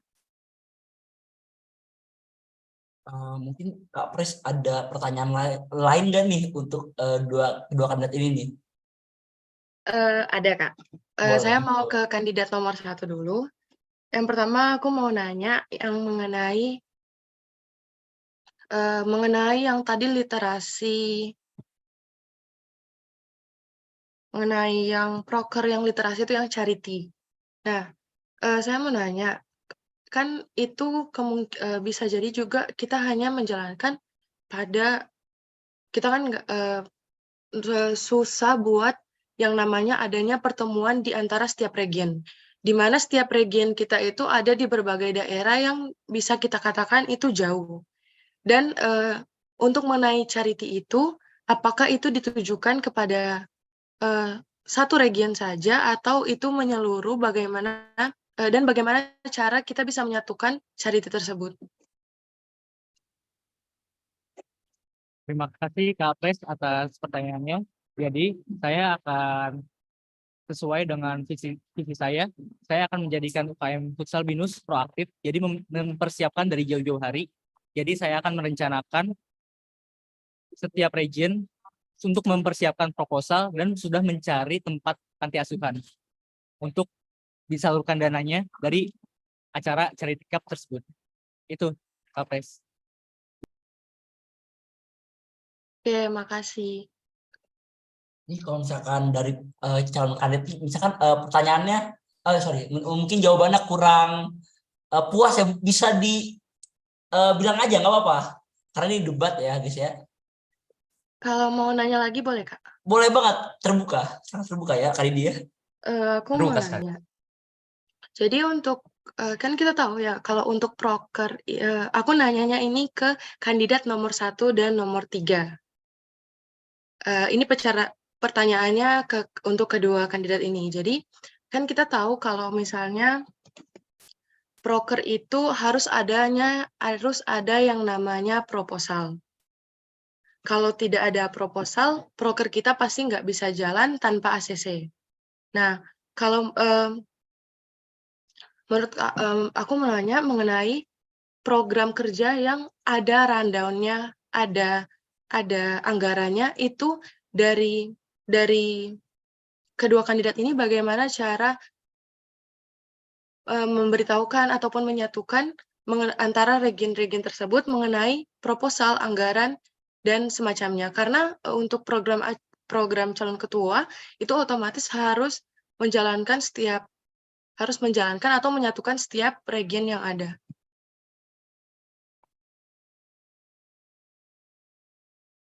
Kalau boleh tahu, Kak Pris bisa lebih mendetail nggak mengenai pertanyaannya tadi? Belum menangkap sih mengenai kayak anggaran dan juga mengenai proposal ACC. Maksudnya itu apakah dari proker yang akan dilaksanakan atau bagaimana ya? Karena kan proker-proker yang akan dilaksanakan itu kan pasti kalau dari saya sendiri akan saya berikan beberapa region tuh proker-proker tersebut. Dan itu akan jadi tanggung jawab mereka dan juga bahkan jadi signature mereka. Nah, mungkin untuk pertanyaan Kak Pres itu mengenai ACC anggaran dan juga ACC proposal dan anggaran itu bagaimana ya Kak Pres? ACC anggaran dan proposal yang saya maksud itu seperti pada satu proker itu sudah pasti ada yang namanya kita mengeluarkan anggaran. Misalnya contohnya talk show. Talk show itu harus ada yang namanya program rundown-nya, mengenai konsepnya, ada anggarannya. Nah, kan untuk anggarannya itu kita harus memasukkan dari setiap region, kalau itu kegiatan bersama.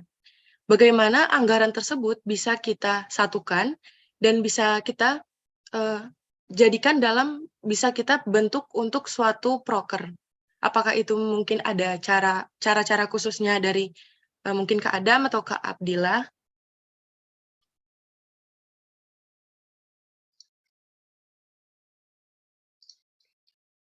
Baik, untuk mungkin cara khusus ya, mungkin jatuhnya kalau tadi talkshow, jadi Kapres itu yang saya tangkap ya, talkshow itu akan dilaksanakan di semua region, betul? Betul Kak? Oke, mungkin kita ambil contohnya untuk LDKA aja Kak, lebih gampang. Karena LDKA kan pasti menyangkut ke semua region yang ada. Kalau talkshow mungkin, kalau dari saya, talkshow itu tidak semua region akan dilaksanakan karena itu mungkin program inisiatif bukan program wajib. Nah, kalau misalkan ngambil contoh dari LDKA, mungkin tergantung mau mengadakan acara di mana. Misalkan acaranya ada di Kemanggisan, maka proposal tersebut akan dijatuhkan di Kemanggisan. Dan juga untuk anggarannya tersebut, pasti kita akan mengambil dari namanya uang OKA yang bisa menambah anggaran untuk melaksanakan event tersebut, Kapris, begitu. Oke, makasih. Dari Kapres nih, jawaban dari Kak Abdillah ini sudah cukup menjawab atau belum nih Kak Pres nih? Dari jawabannya Kak Abdillah sudah cukup menjawab, Kak. Nah, mungkin sekarang untuk Kak Adam silakan. Makasih Kak Danar dan makasih Kak Pres atas pertanyaannya. Jadi misalkan terkait proposal podcast atau talk show yang ditolak, saya akan menanyakan kenapa proposal itu ditolak dan saya akan mengevaluasi misalnya tetap tidak diberi anggaran, saya akan menggunakan dana seminimal mungkin agar proker itu bisa berjalan. Itu jawaban saya, Kapres. Gimana nih dari Kak Pres nih? Apakah sudah cukup menjawab? Apa masih belum kurang puas nih Kak Pres dengan jawaban Kak Adam ini? Mau tanya satu poin aja Kak untuk Adam. Kan tadi Kak Adam bilang untuk mengusahakan adanya dana tersebut. Jadi gimana caranya atau solusi dari Kak Adam untuk mendapatkan dana tersebut? Jadi gini Kapres, misalkan kita tidak diberi anggaran, kita akan memaksimalkan barang-barang yang kita punya. Misalkan bisa menggunakan dengan handphone ataupun kamera yang anggota futsal punya. Jadi kita bisa meminjam agar proker tersebut bisa berjalan. Itu Kapres.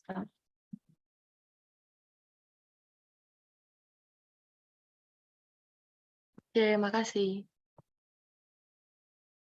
Gimana dari Kak Pres nih? Kak Pres. Apakah ada pertanyaan lagi nggak nih untuk kedua kandidat? Emang masih boleh tanya Kak? Boleh banget. Boleh banget, Mau Pres. sampai Boleh mau banget. sampai jam 12 juga boleh, Pris. Boleh banget. Satu aja. Boleh. Mungkin ini buat juga kandidat nomor 1 dan nomor 3 ya. Jadi tadi aku mau nanya, kan dari yang proker yang saya dengar itu dari yang kandidat nomor 1 juga ada yang namanya proker yang dijalankan setiap bulan. Nah, bagaimana bisa yakin kalau proker itu bisa berjalan? Karena yang setahu saya itu proposal untuk proker itu harus di ACC H-21. Jadi kalau di ACC mungkin lebih kayak atau kurang dari H-21 itu mungkin akan kesulitan di ACC karena persiapan untuk proker dan persiapan untuk proposal itu tidak hanya sedikit. Sekian dari pertanyaan saya. Jadi siapa dulu nih pengen jawab nih? Apakah dari Kak Abdillah atau dari Kak Adam nih? Bentar, Kak, tadi kan Kak Pres nanya proker yang kandidat 1 ya? Kalau yang kandidat 3 gimana ya? Ini secara general ya kan kita sebagai ketua umum mungkin mungkin itu bisa aja yang namanya kita nggak bisa apa ya bisa kita nggak bisa lihat apa yang bakalan terjadi ke depannya. Kita nggak ada yang tahu kalau mungkin tiba-tiba ada proker yang ngestak, ada proker yang kurang bisa di ACC atau kurang jalan itu menurut general aja itu bagaimana cara kita mengatasinya. Baik, saya izin Apa ya? menjawab. Habis me- Mungkin kita nggak Kak bisa Didi, lihat apa yang bakalan terjadi ke Maaf, depannya. maaf, bisa Kita di-mute nggak dulu ada Kak yang tahu Kak Didi. kalau Didi, mungkin Kak Didi, maaf untuk di mute. Sorry Kak, sorry Maaf sorry. ya. Oke, saya Nggak kejawab bener, pertanyaan suaranya Pres. jadi kurang Oh, jelas. Apa ya? oke, aman-aman. Saya boleh menjawab sekarang? Saya izin jawab ya. Oke, makanya Kak, dari jawaban yang sebelumnya, dari banyak beberapa proker yang saya sebutkan, kayak 10 proker tersebut, saya akan memberikan 2 proker ke setiap regionnya. Maka menurut saya, semua proker yang akan dijalankan akan berjalan Kak, karena kan pasti satu region pasti bisa menjalankan 2 proker tersebut. Dari tersebut pasti ada PIC yang bertanggung jawab dong Kak. Nah, menurut saya dengan mensetarakan semua proker-proker di setiap region akan bisa menjalankan proker-proker yang saya berikan dan juga maupun new inisiatif dan juga program wajibnya Kak. Begitu.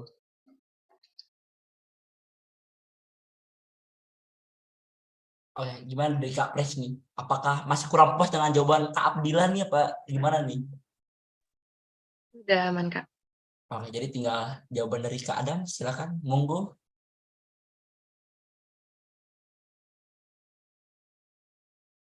Balik lagi, saya akan menggunakan prinsip dari visi saya. Saya akan menjadikan UKM Futsal Binus proaktif, jadi sangat mempersiapkan dengan matang untuk proposal. Dan misalkan tidak berjalan, kita akan mengevaluasi, apalagi kita punya moto, we are not just football family, we are family. We are not just football team, we are family. Itu Pak Kapres.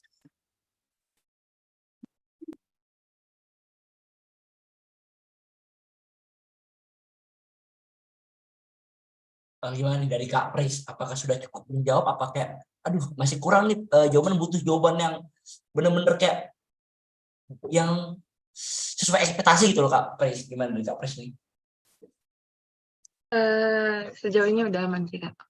Oke, udah aman. Jadi apakah dari kalian bertiga ada yang pengen bertanya lagi? Silakan bisa bertanya ya. Kalau dari Kak Abdilan dari tadi senyum-senyum aja, apakah ada yang ingin ditanyakan nih Kak Abdilan nih? Wah, menurut saya tadi jawaban-jawaban dari kandidat 21 itu sangat bagus sih, Kak. Yang saya lihat itu dari kandidat 12 itu memang tidak ada jeleknya, Kak. Namun memang semua dari kandidat 3 kami ini untuk memajukan UKM futsal juga, Kak. Jadi menurut saya jawaban-jawaban mereka ini sudah tepat lah menurut saya, Kak. Begitu. Tapi kalau dari Kak Abdilan, apakah ada yang masih ingin ditanyakan nih Kak Abdilan untuk kedua calon kandidat? Duh, gimana Kak ya? Mau ditanyakan cuman program-program kerjanya belum dijalankan nih, Kak. Jadi belum bisa saya pertanyakan begitu. Kan saat ini kan kami ini masih kayak menstrukturkan program-program kerja kami. Nah, mungkin pertanyaan-pertanyaannya sudah mencakup lah dari pertanyaan Pris ke Adam, mungkin Pris ke saya, dan juga misalnya Adam ke saya dan juga ke Pris, itu mungkin sudah jelas Kak, kalau dari saya gitu. Kalau misalnya dari Adam dan Pres, apakah masih ada yang ingin ditanyakan nih untuk kedua kandidat? Menurut saya sudah merasa puas Sudah dari aman, Kak. jawaban mereka berdua, Kak. Itu Kak Danar. Oke, kalau dari Kak Pres nih.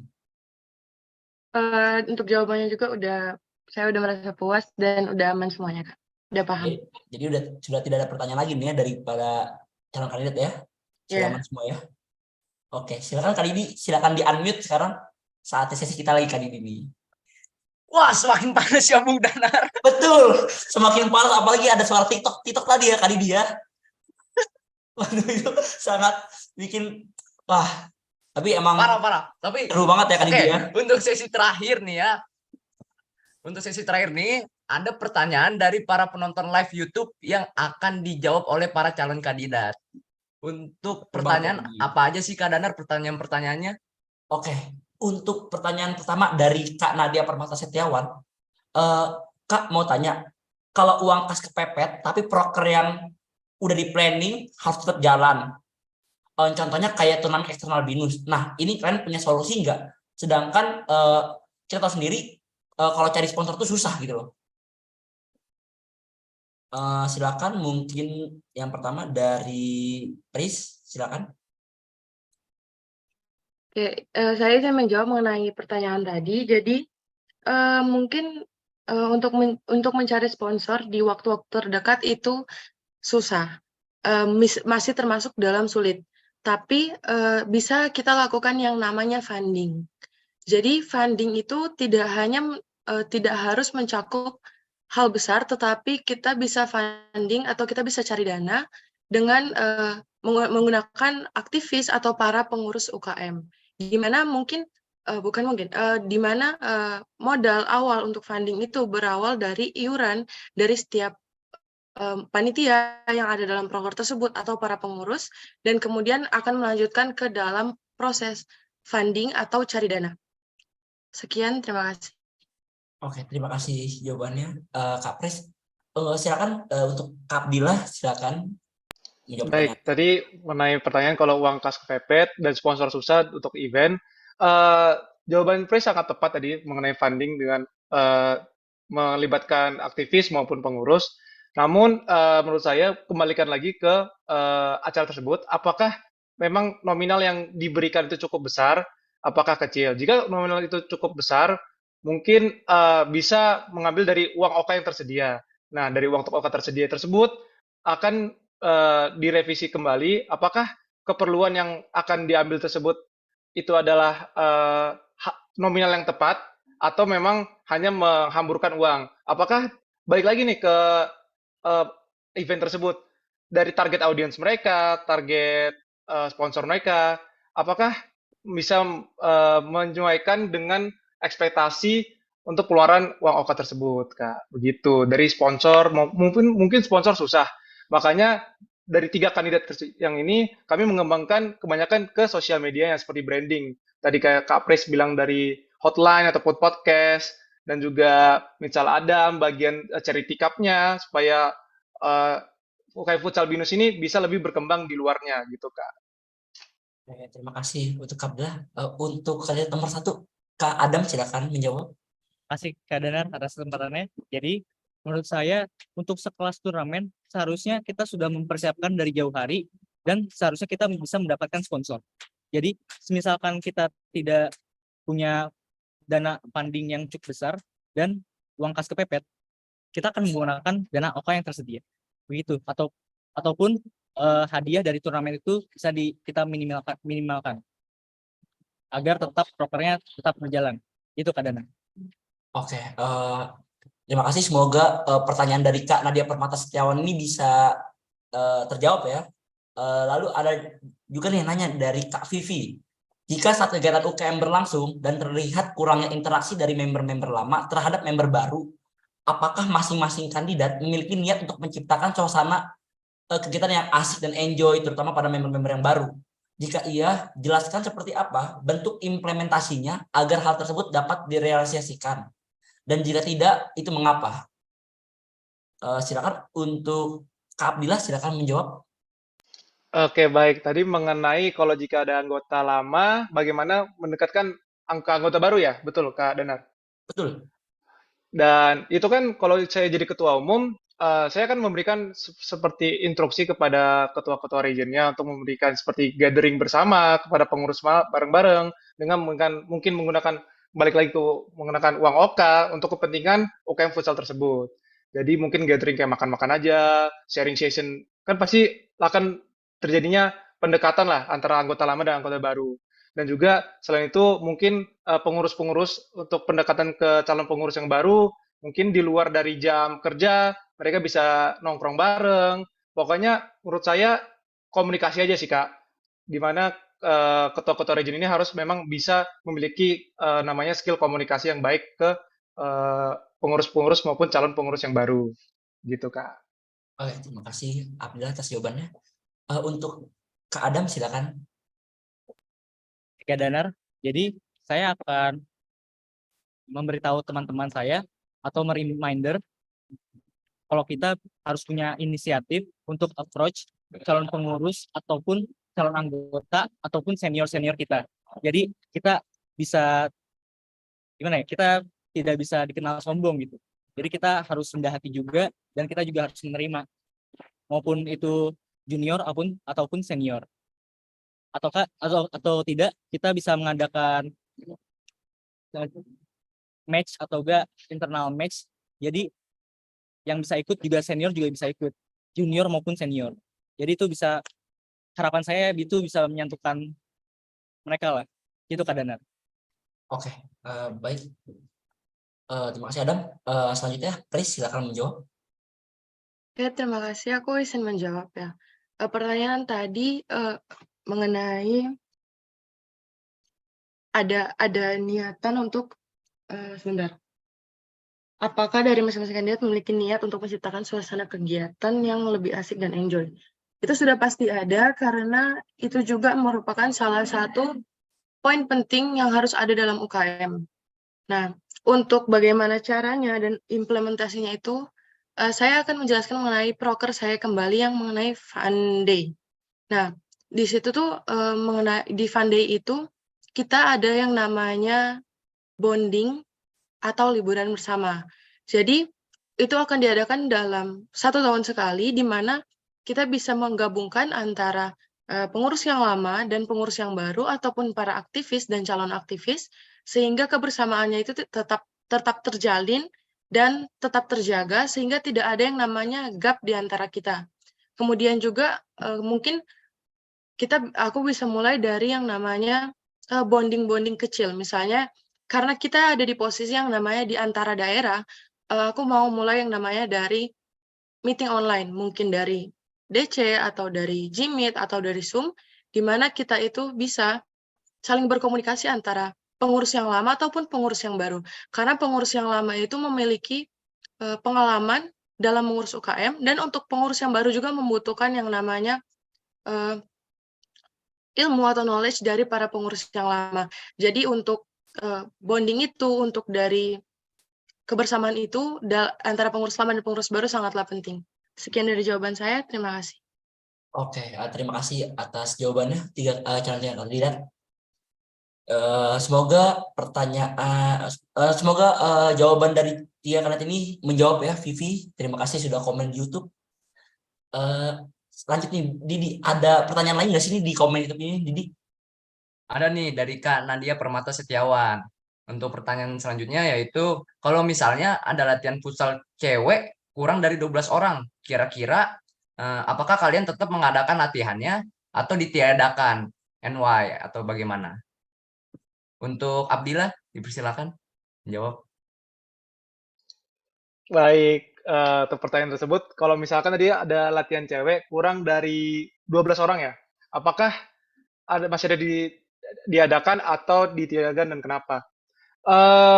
Balik lagi, apakah balik lagi ke tujuan latihannya?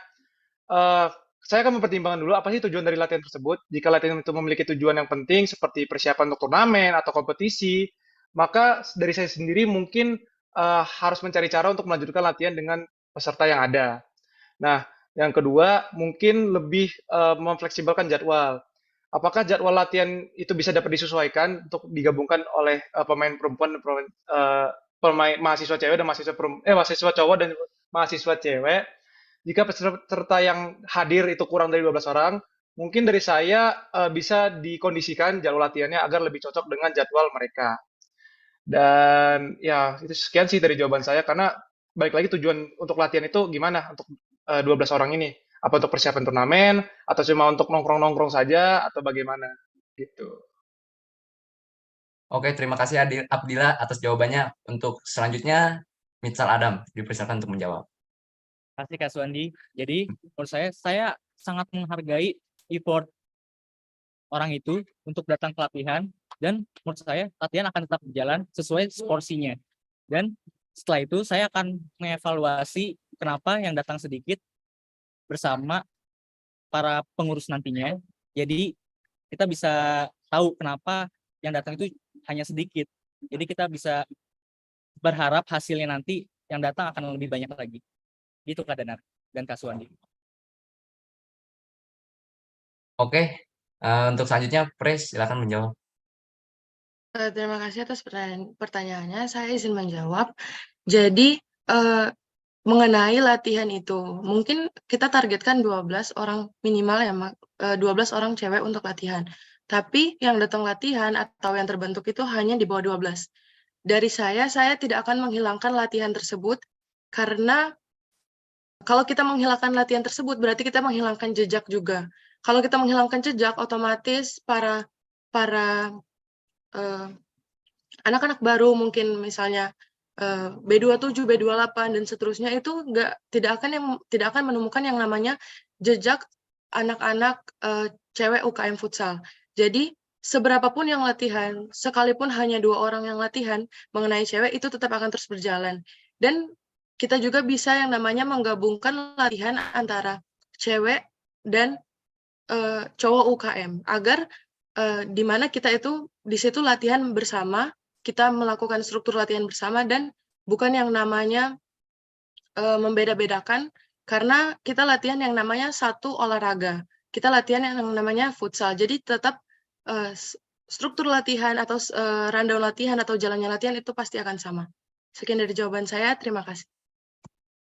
Oke, terima kasih atas 3 calon kandidat yang sudah menjawab. Semoga pertanyaan Nadia sudah menjawab. Oke, lalu ada pertanyaan lagi nih ya. Banyak juga nih pertanyaan dari para penonton di YouTube ya Kak Didi ya. Banyak banget, Nar. Masih ada 10 lagi apa 15 lagi nih Kak Didi ya. Waduh, Oke, jadi lanjut dari VJ mau nanya cara Cak Ketum memotivasikan bawahannya supaya dapat lebih aktif dan bekerja di dalam organisasi itu apa? Dan jika jawabannya komunikasi, apakah kalian yakin berkomunikasi itu adalah kuncinya? Mungkin bisa dari Kak Adam, silakan menjawab. Menurut saya komunikasi itu penting, tetapi caranya itu juga menentukan. Misalnya tegaskah ataukah harus lembutkah? Jadi tergantung. Jadi komunikasi penting, tapi caranya juga penting. Itu Kak Danar. Oke. Untuk Pris, silakan menjawab. Oke, terima kasih untuk pertanyaannya. Saya izin menjawab. Jadi dari saya, menurut saya komunikasi itu sangat penting karena dari awal untuk pertanyaan yang paling pertama yang saya jawab, komunikasi itu merupakan dasar juga dalam sebuah UKM, merupakan suatu poin penting yang harus ada dalam setiap UKM. Nah, bagaimana saya memberikan motivasi? Kita bisa melihat apa yang menjadi dasar anak-anak, mungkin ada yang nggak latihan atau mungkin hilang kabar dan segala macam. Kita bisa yang namanya saling memahami satu sama lain dan kemudian kita bisa memberikan kesempatan bagi setiap anak UKM futsal dengan kesempatan yang sama rata. Misalnya kita punya 2 turnamen eksternal. Untuk turnamen eksternal yang pertama ada dijalankan misalnya oleh Kak Adam, oleh Kak Abdillah, oleh Kak Danar dan Kak Didi, tapi untuk turnamen eksternal kita bisa masukkan anggota di luar turnamen yang pertama kali kita ikuti. Jadi untuk anggota turnamen kedua itu bisa jadi kita ikutin di luar dari Kak Adam, Kak Abdillah, Kak Danar ataupun Kak Didi. Sekian dari jawaban saya. Terima kasih. Oke, terima kasih Pris. Lalu untuk selanjutnya Kak Abdas silakan menjawab. Baik, Kak. Pertanyaan itu mengenai bagaimana sih kita motivasi pengurus-pengurus lain, di mana kalau komunikasi itu bagaimana ya, Kak Danar ya, tadi pertanyaannya, kalau boleh tahu. Gimana Kak Abdillah? Kalau boleh tahu, bisa diulang nggak Kak, pertanyaannya mengenai tadi dari VJ? Mau nanya cara Cak Ketum memotivasikan bawahannya supaya dapat lebih aktif dan bekerja di dalam organisasi itu. Dan jika jawabannya adalah komunikasi, apakah kalian yakin komunikasi itu adalah kuncinya? Baik, oke. Mengenai motivasi, oke Kak. Baik lagi sih komunikasi lagi sih, Kak. Komunikasi yang terbuka dan juga jujur.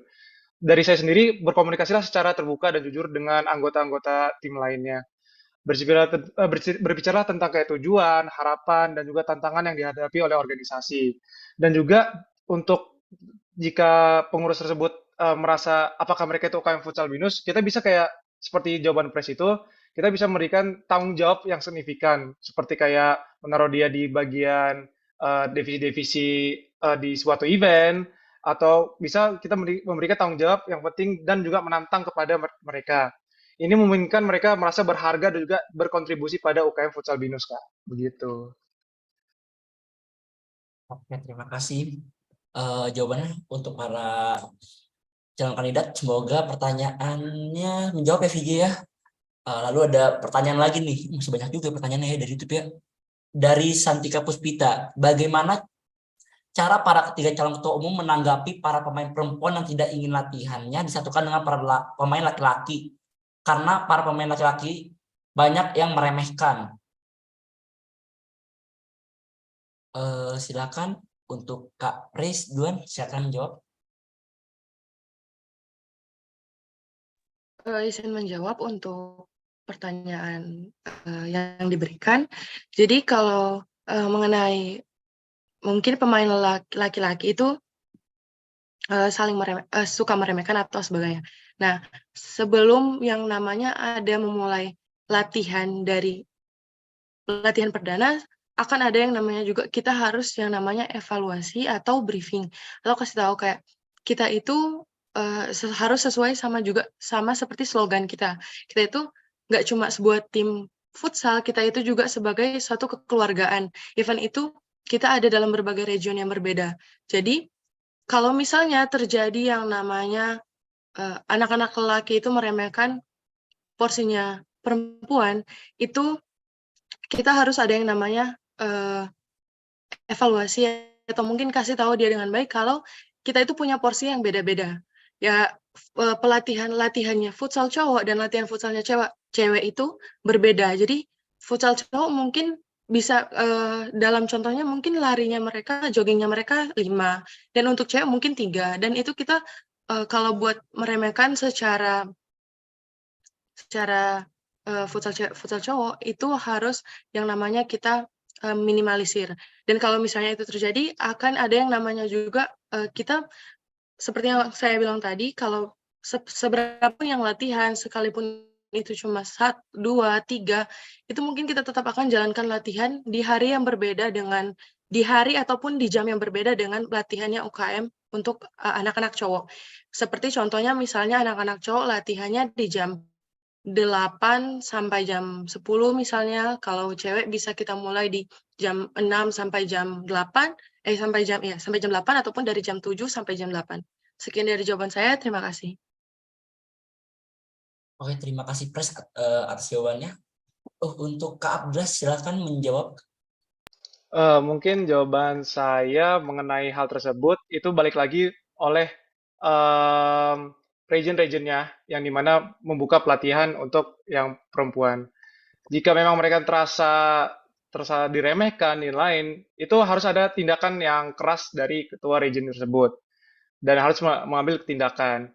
Dan saya kurang setuju juga dari mengenai pendapat Pres yang dibedakan jadwal latihan cowok dan cewek, karena kan balik lagi dengan moto kita, we are not a football team, but we are family.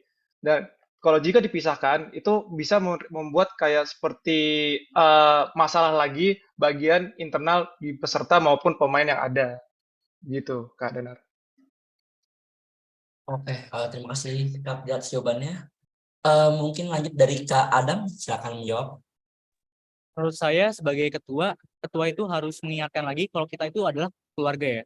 Jadi dan untuk latihan pasti sudah sesuai porsinya. Seperti kata Kak Pres, jadi misalnya untuk perempuan 2 kali putaran untuk pemanasan, laki-laki itu 5. Gitu Kak Danar. Jadi lebih ke prinsip kekeluargaan. Oke. Terima kasih untuk jawabannya para calon kandidat ketua umum OK Futsal Binus University. Semoga pertanyaannya menjawab ya Kak Santika. Lalu ada pertanyaan lagi nih dari Hanadab. Gimana cara calon ketua umum untuk memastikan semua proker berjalan dengan baik dan mengurangi kemungkinan adanya proker mundur? bahkan tidak berjalan tidak berjalan, apakah ada sanksi yang diberikan kepada region tertentu atau seperti apa ya? Dan ini ada 2 pertanyaan ya. Dan jika ada proker yang belum terlaksanakan di tahun-tahun pengurus sebelumnya, apakah dari kalian akan melanjutkan atau menjalani proker tersebut atau mengganti proker baru gitu loh? Mungkin dari Kak Adam silakan menjawab. Kalau menurut saya untuk menghukum sebuah region, kita harus ingat lagi kalau kita keluarga ya.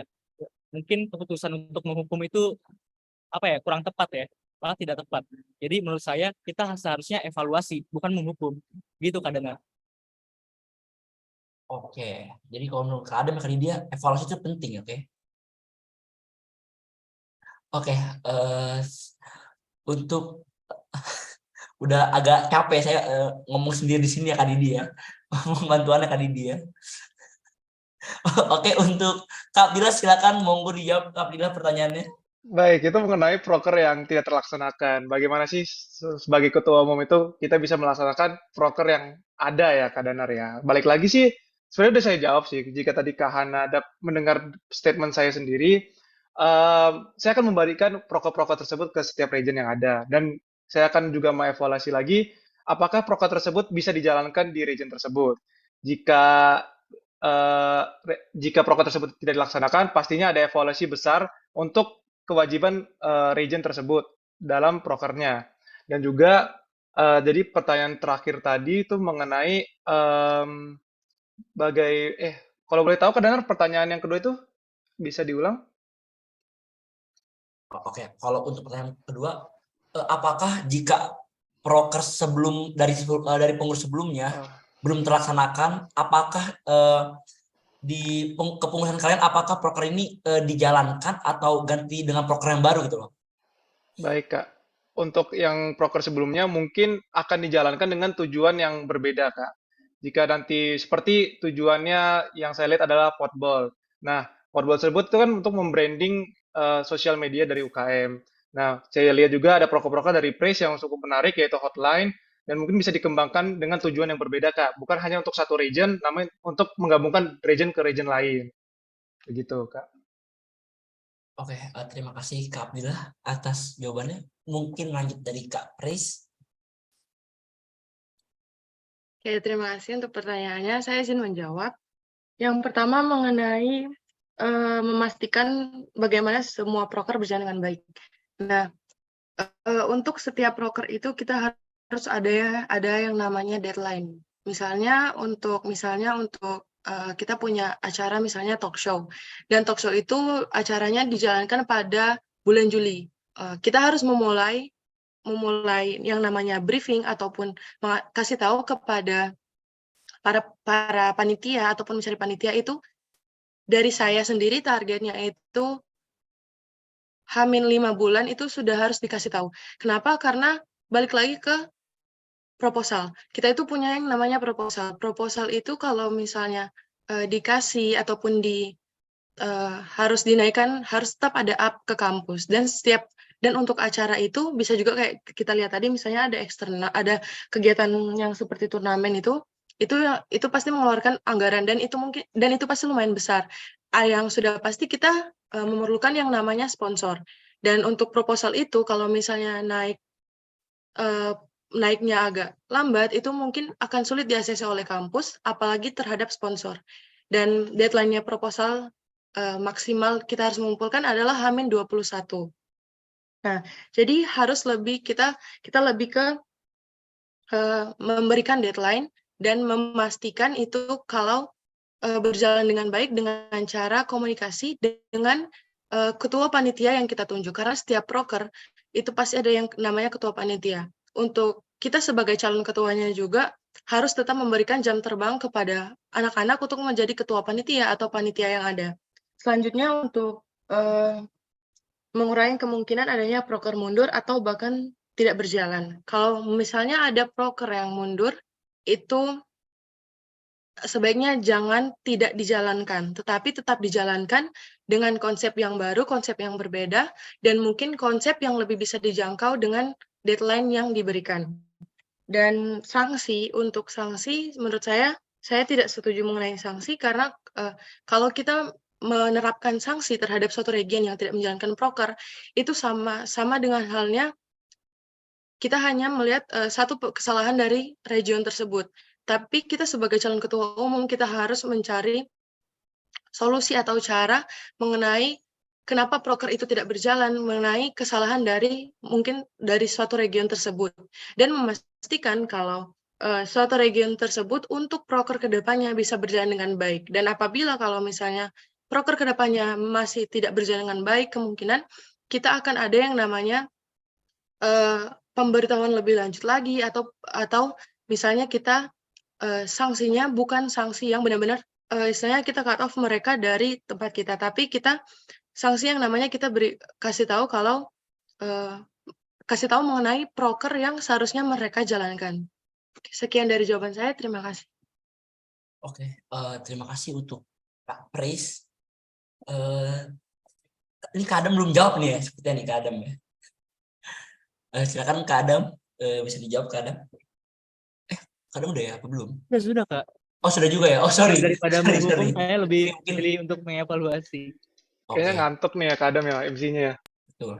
Tapi apakah menurut kalian nih, apakah dengan hanya mengevaluasi apakah itu cukup? Soalnya tahu juga jika sebuah proker tidak dijalankan itu UKM itu akan dikenakan sanksi gitu loh.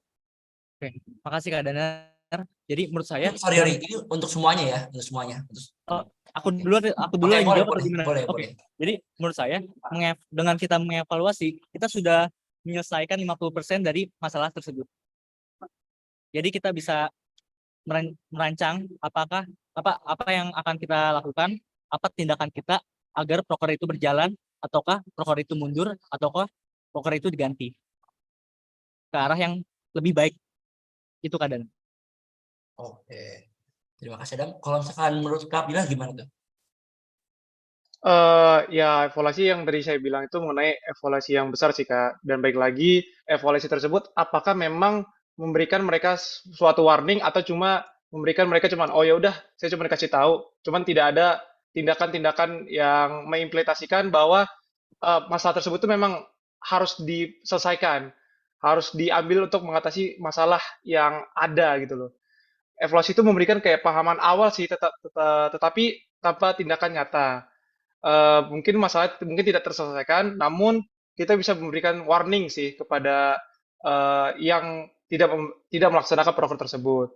Dan juga ya seperti itu jawaban saya. Terima kasih. Oke, terima kasih Kak Bila. Kalau untuk Pris, bagaimana Pris? Ya, saya izin menjawab, Kak.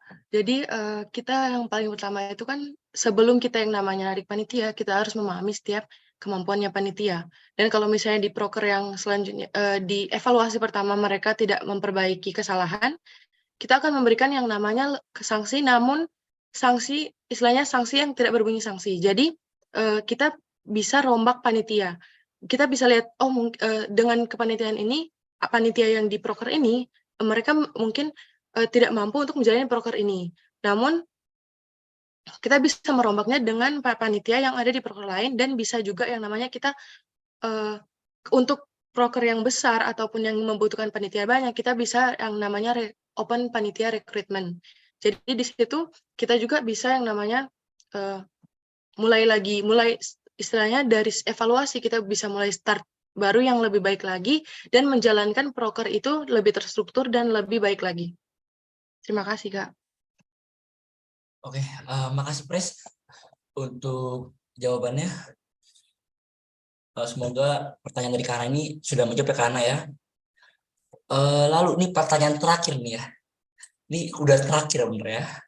Kalau misalkan menurut kalian apa sih yang kurang dari UKM Futsal Binus Universitas sekarang dan apa yang harus diimprove dari UKM Futsal Binus ketika masa kepemimpinan kalian jika nanti terpilih?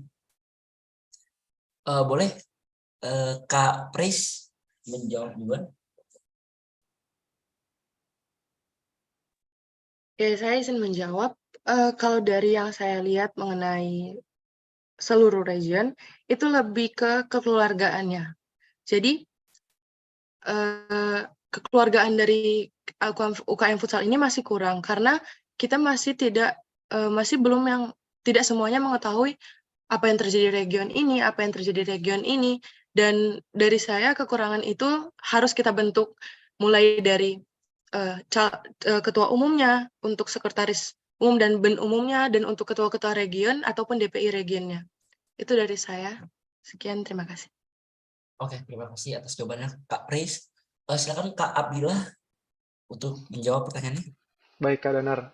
Balik lagi sih mengenai permasalahan UKM futsal yang saat ini ya, kayak yang saya lihat itu kurangnya memang bonding antar region, Kak. Jadi saya nggak tahu nih region ini apakah adanya event apapun itu tidak terdengar ke region-region lain. Kurangnya komunikasi dan juga bondingnya pada region semuanya. Dan juga permasalahan juga yang saya lihat bahwa kehadiran dari ketua-ketua pun DPI pada event-event tersebut tertentu tidak cuma hanya melibatkan beberapa saja yang datang. Yang dimana menurut saya pengurusan-pengurusan terasa kurangnya bonding antara pengurusan baru dan juga pengurusan lama. Mungkin solusinya akan memperbalikan masalah tersebut seperti kayak saya akan datang jika ada event di sana, mungkin saya bisa hadir dan juga dengan DPI-DPI yang lain. Dan hal tersebut menurut saya itu bisa memberikan motivasi juga kepada pengurus-pengurus mereka gitu loh. Jadi mereka juga terasa berkontribusi juga, walaupun jauh di sana seperti kayak di Malang, Semarang, Bandung, itu rasa oke ini nih UKM Futsal Binus nih, ini yang saya jalankan, inilah organisasi kekeluargaan yang saya punya gitu Kak. Wah, sangat bagus sekali ya.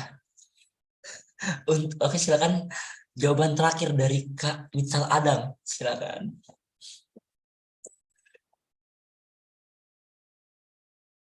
Makasih Kak Danar. Jadi ada faktor SDM yang menurut saya harus fokuskan karena saya merasa kuantitas SDM yang saya miliki itu masih kurang. Jadi saya tertarik untuk fokus mengembangkan SDM untuk pengurus, gak cuma anggotanya saja. Dan saya juga mengedepankan kualitasnya juga, misalnya bonding. Dan saya percaya saya, Abdillah, dan Kak Pres punya bonding yang kuat dan memiliki niat yang baik.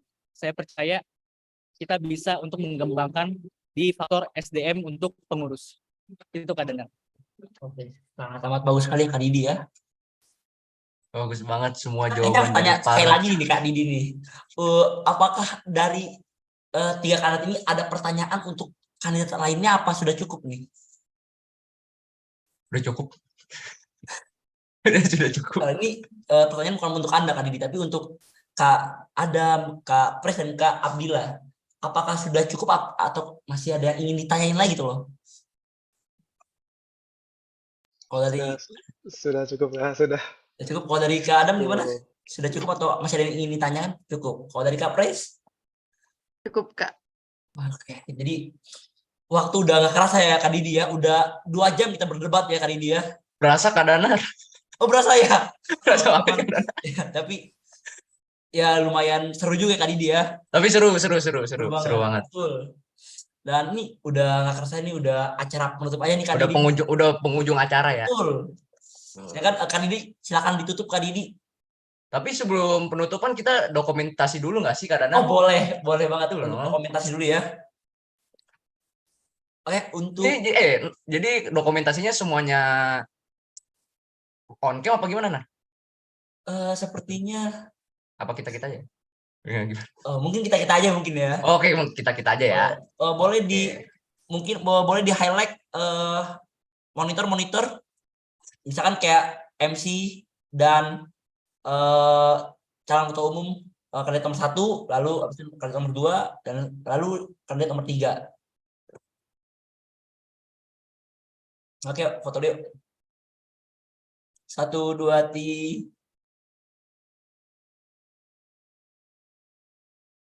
3 udah. Kapila belum bagian Kapila, sorry, mohon maaf ya. Oke, untuk monitor boleh ke kandidat nomor 2. Oke, 1, 2, 3. Enggak, oke, sudah. Oke, Udah cukup ya Kak Didi ya? udah cukup. Udah Lah, cukup. lah, lah, lah. Oke, Oh, oke. masih ada yang ketiga. Tiga, Jangan tiga, lupa tiga. yang ketiga. Oke, ayo boleh. 1, 2, 3. Oke. Sudah berakhir juga ya Kak Didi ya. Oke, Danar penutupan. Oke. Untuk para penonton YouTube, terima kasih yang sudah menonton dari awal hingga akhir debat pada malam hari ini. Dan jangan lupa untuk para penonton YouTube bahwa kita besok ini ada acara yang lebih besar lagi nih Kak Didi nih. Kalau kalau boleh tahu apa sih itu Kak Danar? Oke, jadi pada tanggal 22 sorry. Untuk pada tanggal 22 Oktober akan ada pemilihan calon ketua umum UKM Futsal Binus University 2024-2025 Kak Didi. Wah, asik banget nih Kak Danar. Tuh, tentunya mungkin apakah ada MC atau tidak selanjutnya kita tidak tahu ya Kak Didi ya. Betul. Betul, nunggu callingan aja Kak Didi ya, betul ya. Ya, kita mau tunggu di calling aja. Betul. Oke, untuk semuanya Pokoknya terima kasih semuanya yang sudah menyaksikan dan sudah mendengarkan debat calon ketua umum 2024-2025 dari UKM Futsal Binus University.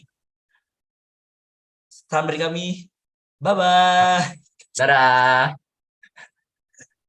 Thank you semuanya. Thank you semuanya. Makasih ya. Dadah Kak. Kasih Kak, Kakak MC. Makasih Kak. Ya.